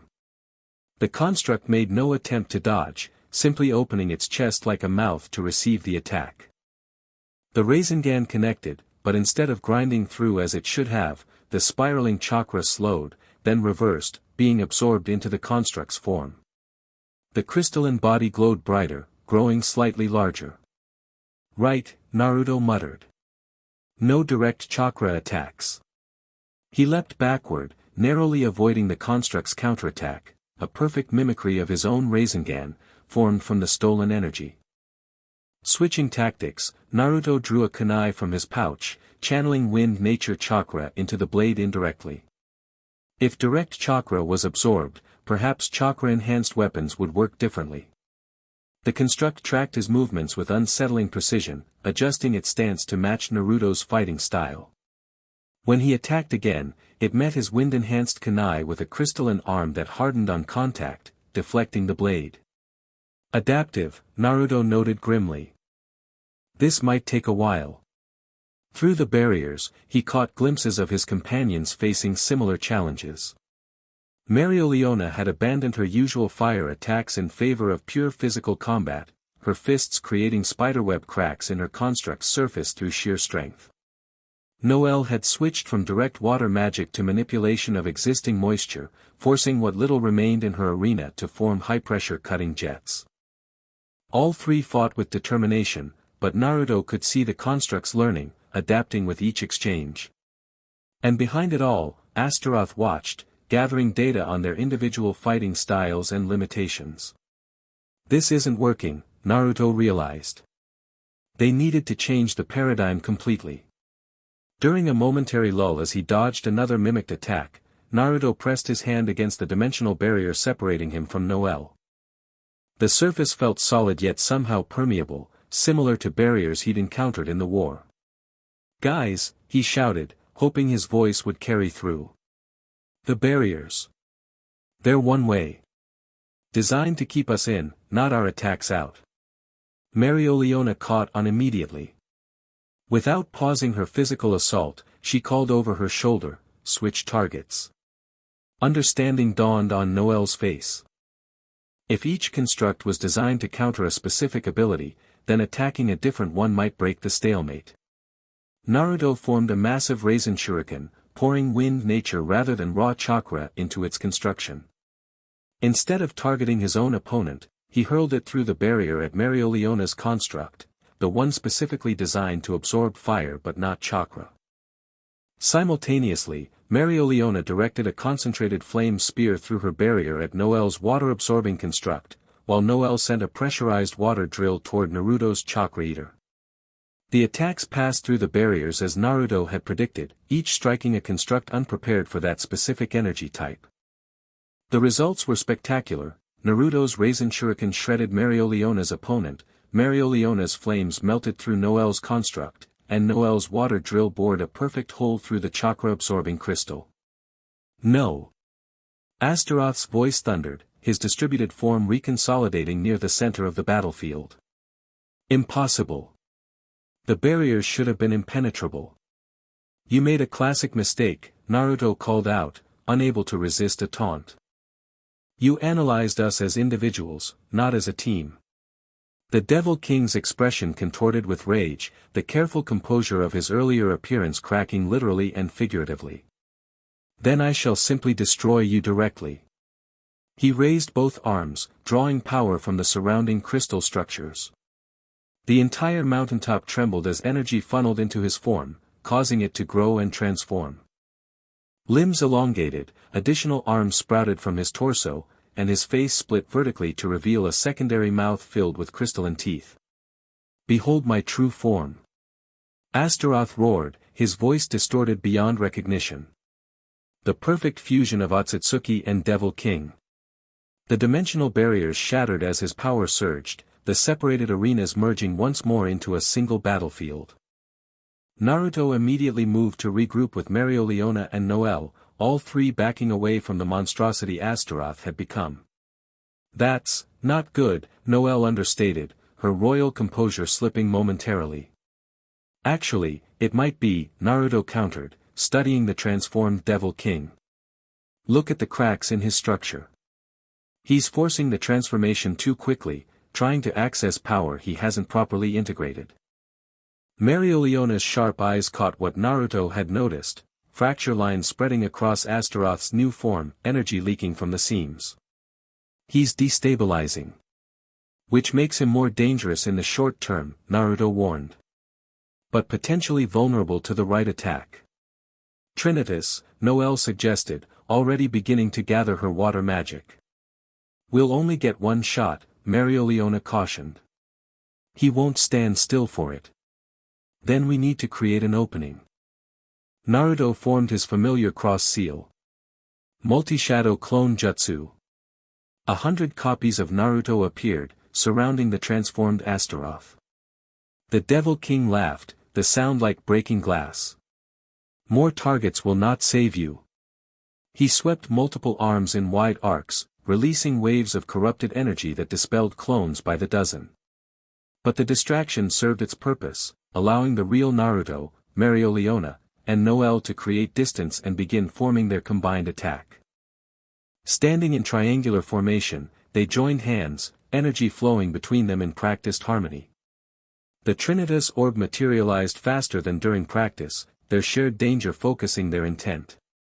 Astaroth sensed the building power, turning his monstrous head toward them. What is this? Genuine concern tinged his distorted voice. This energy signature, it resembles. Now. Naruto called, the three of them moving in perfect synchronization.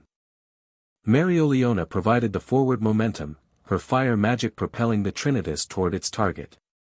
Noelle's water magic formed a perfect containing shell, preventing energy dissipation during transit. Naruto's chakra gave it penetrating force and structural integrity.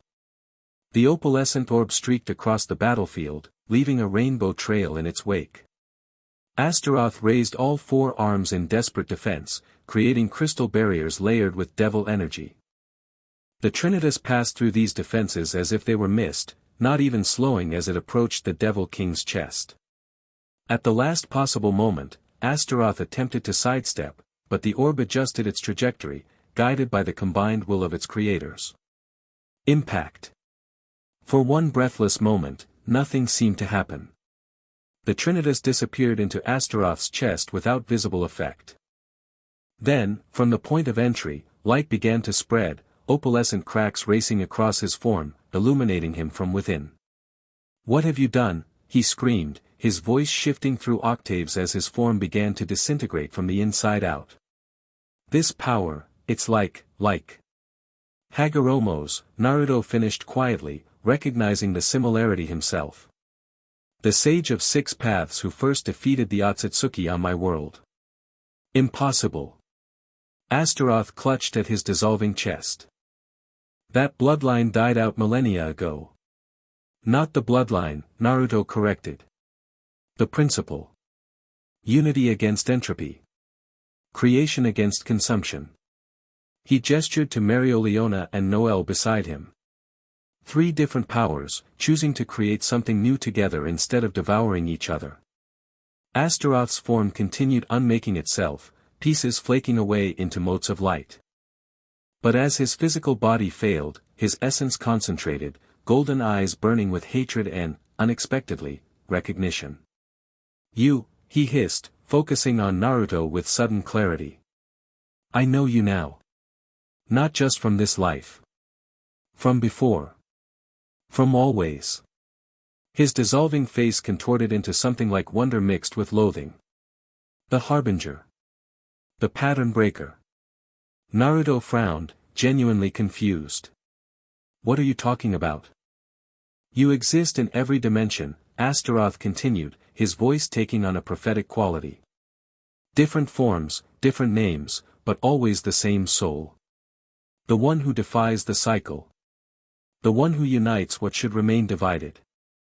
His remaining hand shot out with surprising speed, fingers elongating to pierce Naruto's chest before either woman could intervene. But instead of causing physical damage, the crystalline digits seemed to phase through flesh, reaching for something deeper. "Let me show you." Astaroth snarled.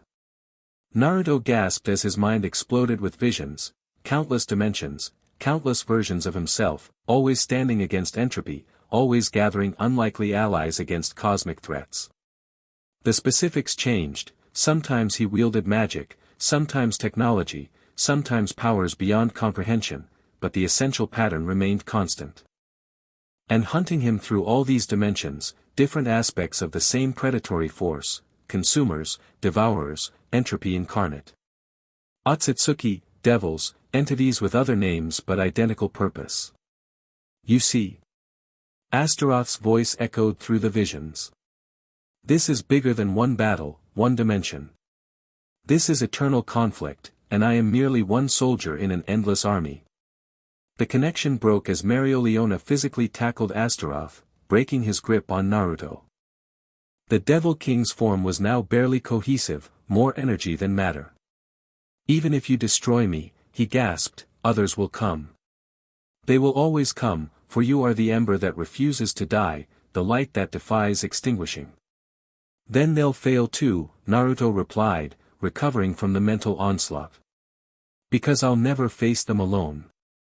He reached out, taking Mereoleona's hand in his left, Noelle's in his right.